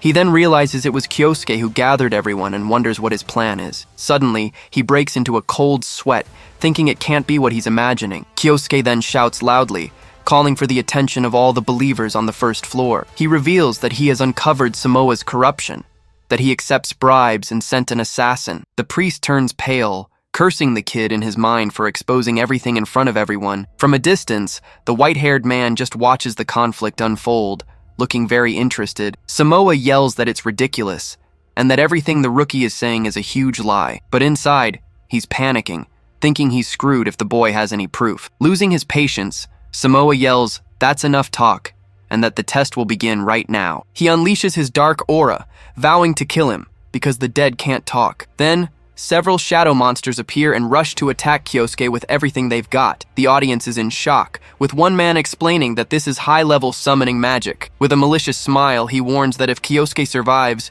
he'll pass, but that this is the end for him. He then points at Kyosuke and yells for his shadow monsters to get him now. But unfazed, Kyosuke prepares to fight, activating his void magic. In a single move, he unleashes a giant wave of ice that freezes the entire arena. Samoa's jaw drops, unable to believe the absurd power he just witnessed. Kyosuke then points at him and remarks, "Nobody said I couldn't just defeat the monsters." The crowd goes wild, shocked that he finished it all in one go and wondering who he is. The girl from before is impressed, commenting that the guy's magical power is insane. Trembling with rage, Samoa composes himself and tells the rookie not to get too cocky. He clutches his chest, thinking he won't let a piece of trash like Kyosuke disturb his peace. Then, he looks at his red ring and thinks it's no problem, because he has a trick up his sleeve. Samoa boasts, saying he has the ring that Lady Claudia herself gave him. Kyosuke notices the ring on his hand, already figuring out his next move. The priest then yells that he'll show his true power, unleashing a red aura. The jewel glows with a sinister energy as he prepares to attack with full force. But to everyone's surprise, after the light show, nothing happens in the arena. The crowd is confused, not understanding what happened or why the fight didn't continue. Samoa breaks into a cold sweat as the crowd mocks him, asking if that was his true power. He panics, because that ring was supposed to have given him immense power. Suddenly, a voice announces that the ring doesn't work for those with an impure heart. The white-haired man comments that what the rookie said wasn't a lie, after all. Kyosuke gives a slight smile, thinking that the man he was waiting for has finally arrived. The mysterious figure enters the arena, and Samoa stammers as he recognizes who it is. He introduces himself as Ajito Norman, a priest from the 5th floor, shocking everyone. Ajito then faces Samoa, saying that there's always a story behind a priest who can't use the ring. With a threatening gaze, he tells Samoa to explain everything, leaving him utterly terrified. Samoa trembles, stammering Lord Ajito's name, who stares back at him with a look of superiority. Kyosuke watches it all,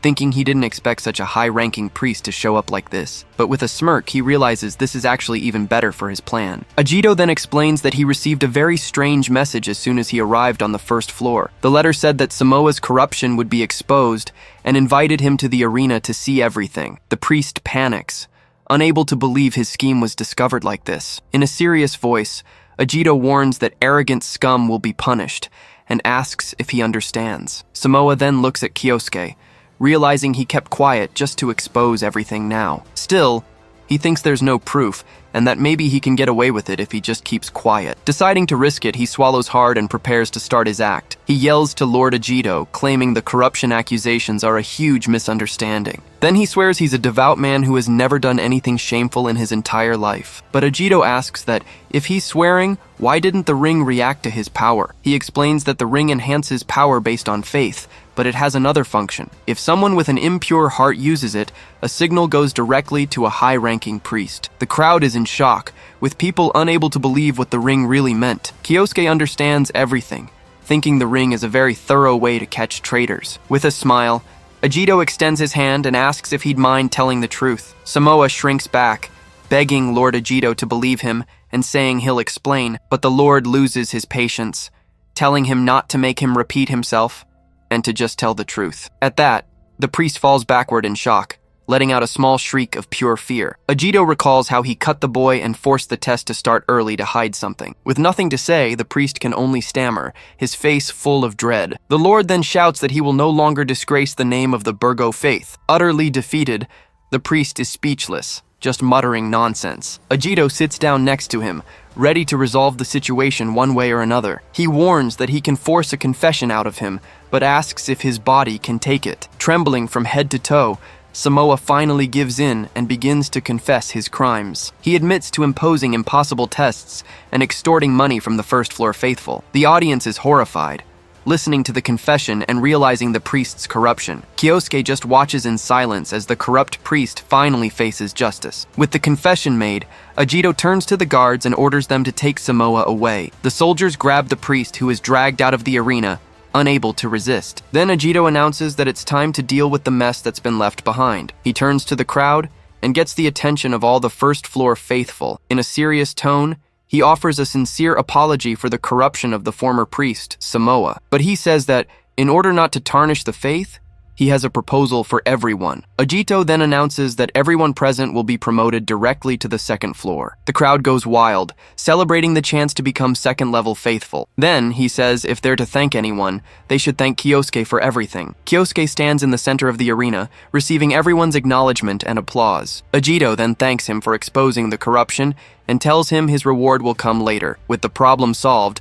the Lord turns and leaves the arena behind. Kyosuke thinks that this Ajito guy is much smarter and more dangerous than Samoa. The scene shows the crowd celebrating, including the girl, who can now move on. The girl smiles, thinking she needs to thank him properly later for everything. The scene shifts to Ajito, who is finishing up his report to an important figure. He emphasizes that the incident was resolved thanks to the actions of a single new follower. He then comments that if they had delayed, the church's reputation could have been tarnished forever. His superiors agree, saying the newcomer's conduct was exemplary and a model for others. With that in mind, Ajito prepares to take the next step in his plan. With a smirk, he turns and says he has an interesting proposal to make. The scene cuts back to the guards, who are still standing at their posts with not much to do. Meanwhile, Kyosuke climbs a staircase, a serious and determined look on his face. He then arrives at a new place, a kind of hanging garden with an incredible view. There, he thinks that he didn't expect to be promoted directly to the 5th floor of the tower, but in any case,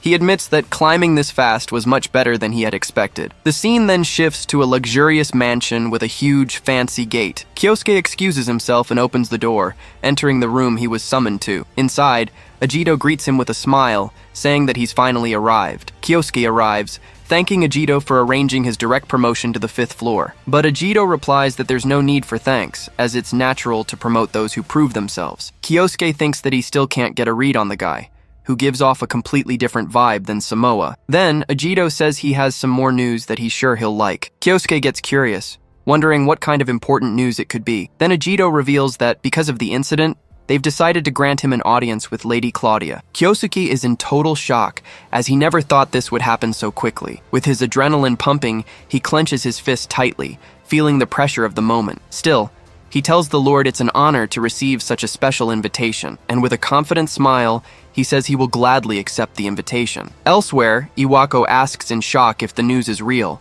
and gets a confirmation. Claudia informs him that the revived Kyoichiro has been defeated, and Ingolf's presence is proof. But Ingolf, with his arms crossed, says he didn't expect that from her. With a smile, Claudia apologizes and asks if the results weren't good. He agrees that she's right, as they got rid of an enemy thanks to her. But in his thoughts, Ingolf curses Claudia, calling her a manipulative fox. He thinks that now he's sure it was she who burned down his hometown in the past. The scene shows Nathaniel, who is watching the conversation between the three on a screen. The blonde man remains silent, processing everything with a very serious, calculating look. In his office, Iwako seems worried, saying that a lot has happened with Kyoichiro's death, but he suddenly kicks the table, yelling that this has solved all his problems.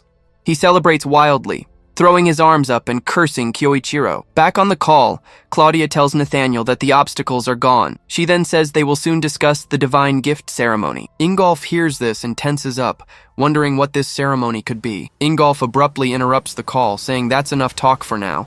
But Nathaniel, with a calm smile, says they need to discuss the details one more time. With that, he suggests they leave this important part for their next meeting. The scene changes to show Kyosuke on the phone, confirming he understands the situation. On the other end of the line, Ingolf asks if it's safe for him to infiltrate without being noticed. Kyosuke then teases him, asking if Ingolf is worried about him. He assures him there's no problem, as he's trained this magic a lot since he went to Germany. Ingolf tells him to be careful and mentions the plan for the divine gift ceremony. Hearing this, Kyosuke falls silent, processing this new information. He then hangs up the phone, thinking about what this mysterious ceremony could be. With a determined look, he leaves the room, certain that Claudia is up to something again. The scene takes us to the 7th floor of the Tower of Believers, a gigantic place. Kyosuke finally reaches the sanctuary, the top floor of the immense tower. He recalls that, according to Ajito, there are only 3 days left until his meeting with Claudia, so he decides he needs to stay there and confirm something before time runs out. Suddenly, a voice emerges from the shadows, saying he saved them the trouble of finding him. He then realizes the mysterious person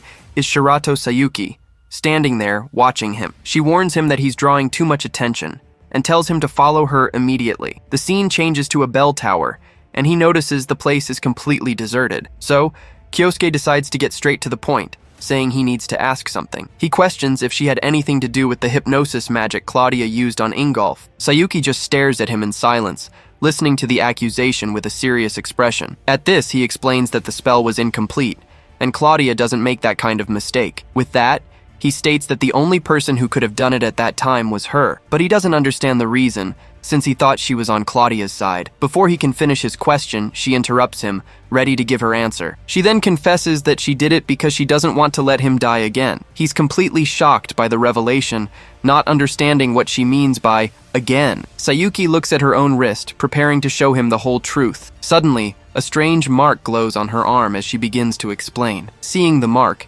Kyosuke starts to have a faint memory of having seen it before. A flashback begins, showing that 20 years ago, he found a girl being attacked. Back then, he saw a werewolf monster being impaled by energy stakes. The little girl had awakened her power, creating an explosion of light spikes out of nowhere. However, she couldn't control the ability and ended up going into a berserk mode. He realized their meeting was fate, as she had the same power as him, but being inexperienced, using this ability took a heavy toll on her body. To stop the power from hurting her, he had to take drastic measures on the spot. So he decided to seal her power, and luckily, he succeeded. With his hands glowing, he held her firmly, controlling her rampant energy. He barely managed to keep her alive, leaving a red mark on her arm. Back in the present, he finally understands everything and realizes she is that girl. Sayuki confirms that she is, and begins to tell him what happened after she woke up. She remembers that he was accused of being a criminal who betrayed all his comrades, but she knew her savior would never do that, even if the whole world said otherwise. She explains that, to uncover the truth,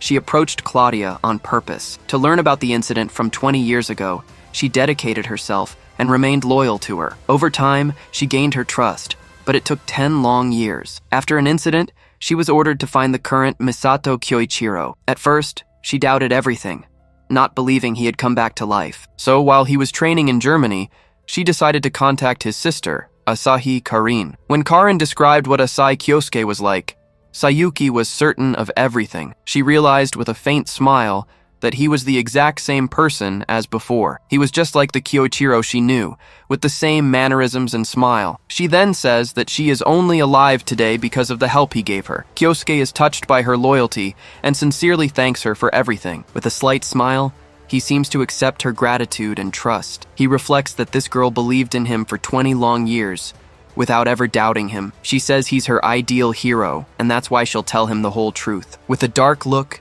she reveals that she has seen the worst future of all time, and she warns him that the only one who can change this destiny is him, asking for his strength. She asks for his help so that together, they can save the world from Claudia's ceremony. Kyosuke is speechless, wondering if she really saw the future. He can hardly believe what he's hearing, but Sayuki just confirms what he was thinking. She reveals that she used time magic, and that she actually came back from the future to change everything. Then she begins to describe how, in that timeline, an entire city was destroyed. Amid the chaos and fire, Claudia reigned with a malicious smile and a monstrous form. The girl explains that in that future, the world was completely dominated by Claudia. She says that if nothing is done, despair awaits them, and that's why she needs his power. Kyosuke processes the information, repeating that the world would be ruled by Claudia. Sayuki tells him that in that future, he ended up losing his life, leaving her devastated. In a flashback, she remembers the moment of his death, holding him in her arms. He was the one who used a void spell,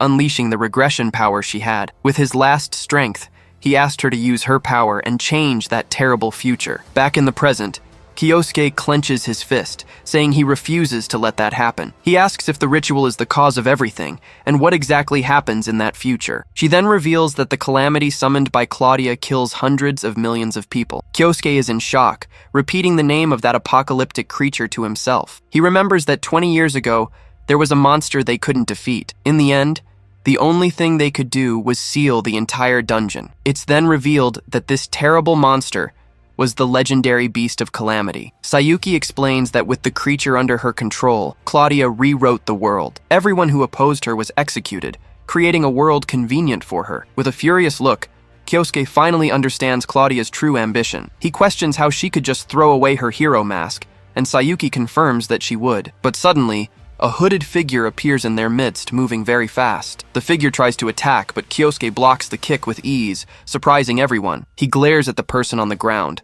wanting to know who they are and what they want with them. The figure removes their hood, revealing a girl with a calm smile on her face. Sayuki explains that Isha handled intelligence, and that they know each other well. Kyosuke is confused, as he thought she wanted to save her city and family, but with a sad smile, Isha reveals that Claudia has already killed everyone in her village. Isha begins to explain that the tower was built where her old village used to be. She says Claudia turned the place into a city just to gather her followers, and because of that, she ended up losing everyone she cared about. With eyes full of hatred, she screams that she will never, ever forgive Claudia. Sayuki consoles the girl, warning that if they do nothing, another tragedy will occur. Isha then begs him to understand, because Claudia doesn't care about the deaths. Desperate, she asks for Kyosuke's strength to help her stop the villain. Kyosuke closes his eyes, feeling the weight of responsibility on his shoulders. He finally agrees with them, saying that Claudia's scheme must be stopped, but he also says he strongly relates to what Isha just told them. With a furious look,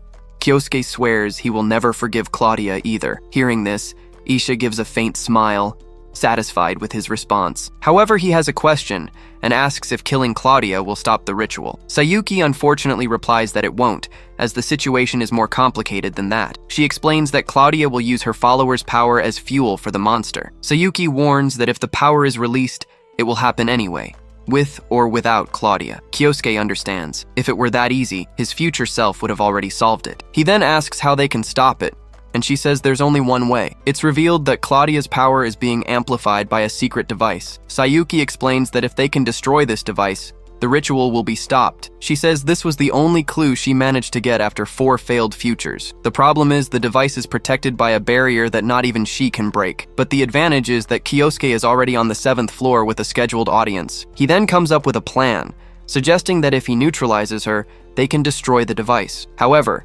Kyosuke knows this tactic won't be easy to execute at all. He remembers the audience chamber will be filled with guards and other priests. Sayuki then reveals that her time regression ability is reaching its limit. This time, she barely managed to return to a moment just before meeting him. With that, the three of them look at each other, realizing this is likely their last chance. Kyosuke closes his eyes, understanding the weight of this final opportunity to save the world. Kyosuke knows that if they fail, the world will fall into Claudia's hands, but that doesn't matter. With a determined look, he swears he will stop Claudia no matter what, whatever it takes. He thinks to himself that he won't let her win twice, not 20 years ago, and not now. He faces the challenge head-on, knowing this is their last chance. If they fail this mission, the worst possible future awaits all of humanity. But with conviction, he declares he will stop Claudia, no matter what. The scene changes, and they prepare to act, walking through the streets of the Tower City. They then head into an alley, climbing down a ladder to a hidden place. Sayuki reveals it's the secret hideout she's been using all this time. Inside, they find a base filled with equipment and notes everywhere. Kyosuke is impressed, realizing she built all of this during her regressions. Sayuki begins to explain what she saw in the 4 timelines, detailing her mistakes. She explains that in the first world, she discovered Claudia's plan was to summon the beast, and it was in that timeline that he gave her the power to turn back time. From the second future onward, she tried to stop Claudia, but it was never that simple. On her second attempt, she managed to assassinate Claudia, catching the villain by surprise. However, even with Claudia's death, her power spiraled out of control. The ritual was activated anyway, with the released energy attacking Sayuki herself. Sayuki explains that Claudia's mana went berserk, and the Calamity Beast manifested anyway. Kyosuke then realizes the ritual is triggered by another mechanism, even if she dies. She says that on her 3rd try, she couldn't find Claudia's magical device. On the 4th time, she found the device but couldn't figure out how to destroy it. That's why she remained trapped, witnessing the same hopeless future over and over. Despite her failures, the girl looks at him with a determined gaze. But she says that even in defeat,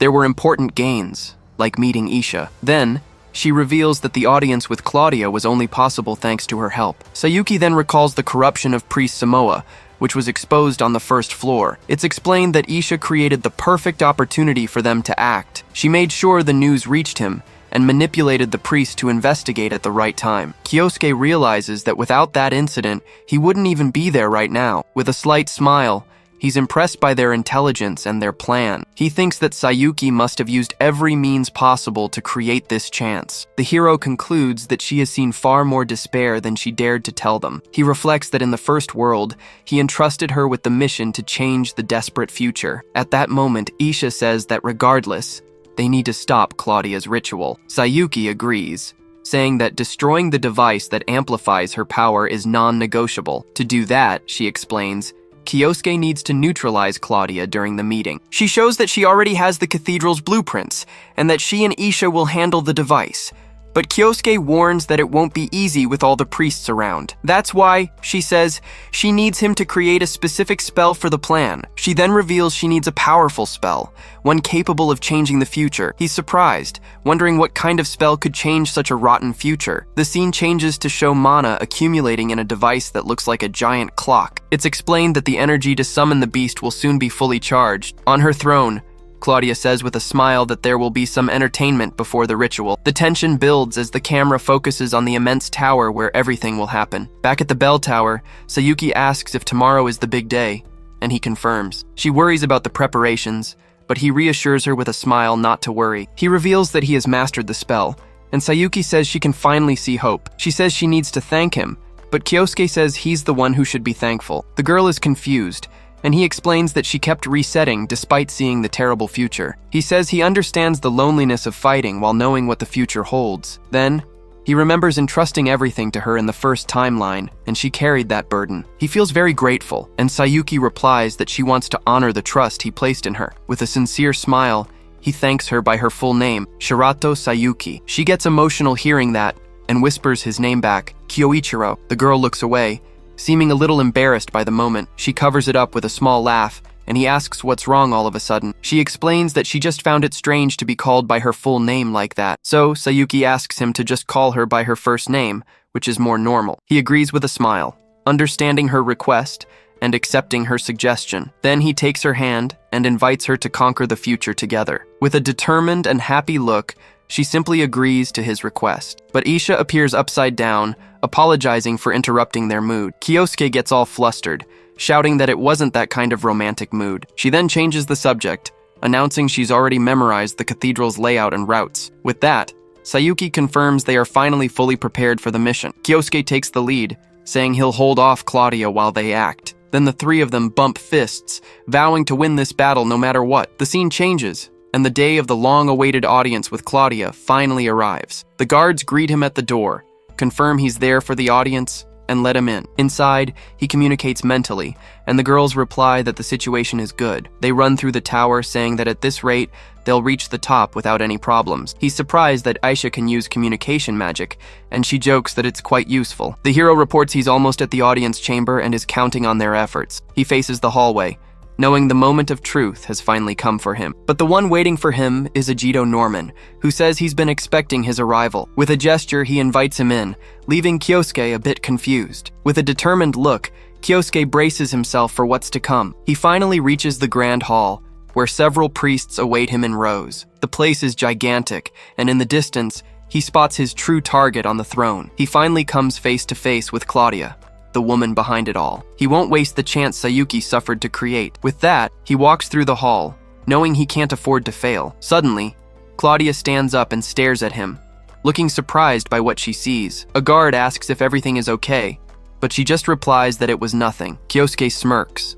He expected this would happen. It's explained that the perception spell makes him look like a completely different person, but he knows Claudia will figure out the truth. It will just take time. In the future, Sayuki saw he used this same magic on her twice, and on both attempts, it took her about 5 minutes to break the spell. Now he gets ready, as the condition to activate the magic is very specific. He needs to lock onto the target visually and wait for a certain amount of time to pass. With that, he just needs to activate the spell before she realizes who he is. Meanwhile, Sayuki watches everything from an upper floor, ready to act. She notices that, as expected, security on the top floor hasn't been reinforced. However, even she doesn't have clearance to go further, and she'll need to take down those soldiers. Sayuki watches the guards on patrol, waiting for the right moment to strike. Just then, one of the soldiers approaches and says it's time to change shifts. The other guard just nods, not suspecting a thing. But out of nowhere, an explosion goes off, catching everyone's attention in the hallway. It's Mateo who emerges from the smoke, ready to create a distraction for the team. The guards are shocked by the sudden appearance, not understanding the invasion. The plan was to move while the soldiers were busy with the shift change. With the perfect opening, Sayuki charges at the enemies with everything she's got. Then, Aisha also appears, leaving one of the guards startled and confused. Sayuki releases a wave of energy, hitting all the soldiers at once. She stands in the middle of the hallway, her body glowing with a golden power. One of the surviving guards yells desperately, telling them to call Claudia right now. The remaining soldiers prepare to fight, aiming their spears firmly, but Aisha moves too fast, vanishing from their sight in the blink of an eye. With swift and precise strikes, she attacks the guards, clearing a path for Sayuki. Aisha says with a smirk that she won't let them pass. No way. The camera pulls back to show the fight is already over, with the guards on the ground. She breathes a sigh of relief, saying Sayuki's information was really worth it, as it worked. Now Sayuki says all that's left is for Kyoichiro to seal Claudia for good. So, they wait for the device's barrier to finally fall so they can act. The scene shifts to Kyoichiro, who receives their message in his thoughts with his eyes closed. Sayuki informs him they've reached the barrier and he confirms he got the message. He then opens his eyes, mentally preparing for his part of the plan. With the first condition met, he thinks it's now his turn to play. He remembers that, according to Sayuki, the audience begins with a priest's speech, but he knows Claudia's true objective at this time is something else entirely. It's explained that the priest, Sinus Lester, was measuring his total amount of mana. Then he realizes the audience is a test to steal power from the faithful. If he doesn't meet the standard, they'll cut the audience short and ruin the whole plan. One of the priests stares at him with a shocked look, sensing his immense power. The priest is shocked, as he's never seen a follower with such an insane amount of mana. With a malicious smile, Kyosuke realizes the priest wants to secure him for Claudia. This fulfills the second condition, bringing Kyosuke one step closer to victory. Now he just needs to satisfy the activation condition for the spell he has prepared. Suddenly, Claudia bursts into a loud, uncontrolled laugh, startling everyone. The priests are confused, asking if Lady Claudia is feeling all right. With a smile, she says she finally understands the discomfort she felt earlier. She then faces him and reveals that she knows he is Kyoichiro, still alive. Everyone in the hall is shocked by the revelation, shouting the name of the former traitor. His disguise breaks, and he realizes she figured everything out faster than expected. He stands up, and Claudia says she can now see everything clearly. She approaches, saying that with that mana, she knows his spell exactly. Her eye glows, showing she's already figured out Kyosuke's entire plan. She confesses she's impressed, as she thought he had died under Ingolf's hypnosis. Claudia says she'll deal with that later, and starts walking towards him. Claudia points at him and warns that if she kills him right there, it's all over for good. Sayuki screams his name in despair, but he seems to already know everything that's about to happen. He explains that he already knew Claudia would send the priests to attack first. Then one of the priests turns and orders Kyoichiro to be eliminated at once, but the priest reveals he already knows what to do, pulling out a mysterious syringe. He and the others inject themselves, preparing to take the hero out for good. With a wicked smile, Claudia reveals they are the Rei Luoxi enhancement drugs. She believes that with so many soldiers, not even Kyoichiro stands a chance, but Kyosuke unleashes his aura, making the entire floor tremble around him. In the blink of an eye, one of the priests simply explodes into pieces in front of him. Claudia is in shock seeing his power, unable to believe the strength of those enhancers. With a smile, he reveals that everything is going exactly as he planned. He says everything is finally ready as he prepares his most powerful spell. With that, he fires a full power blast of purple energy at them. The attack hits the priests head on, who scream in pain as they're struck. Even Claudia suffers from the impact, trying to shield herself from the overwhelming magic. It's explained that this is an isolated space, completely cut off from the outside world. Just like that, Claudia became a caged bird with no escape. Confused, she asks what he plans to do by creating a space like this. He then reveals his plan, to destroy her device and stop the monster from appearing. With a smile, he explains that by sealing her here, the device's barrier will vanish. Claudia is shocked. He knows about the device and even the beast, but she realizes his true intention must be something else, since he's trapped in here with her. She questions him, asking how he plans to destroy the device while trapped in here too. Suddenly, Claudia has a revelation. It all becomes clear. With a smirk, Kyosuke says it looks like she's finally figured it out. She realizes he has a partner on the outside helping him. The villain says that if that's the case, it makes sense he knew about the device and the plan to destroy it. He confirms it, saying there's no reason to hide their objective anymore. He points at her, warning that she'll stay right here until the device is destroyed. Claudia then remembers she hasn't seen her attendant Sayuki for the past few days. Claudia thinks back to how she set everything up for either Ingolf or Kyosuke to die that day. The only way they could have both survived is if someone had interfered with her hypnosis. In a flashback, she confronts Sayuki, accusing her of being Kyoichiro's accomplice. Back in the present, she says she's disappointed. She had such high expectations for her. With an evil smile, she thinks to herself that Sayuki would have been a very useful puppet, but now she's useless. It feels like someone reaped the harvest before she could. Inside the barrier, the villain decides it no longer matters and focuses on her escape. She summons a sword of light, declaring she'll kill him and escape. Weapon in hand, she prepares to unleash her full power and break the seal. Kyosuke then remembers Sayuki's words and understands Claudia's plan. It's explained that with that sword, she stole mana from her followers during her audiences.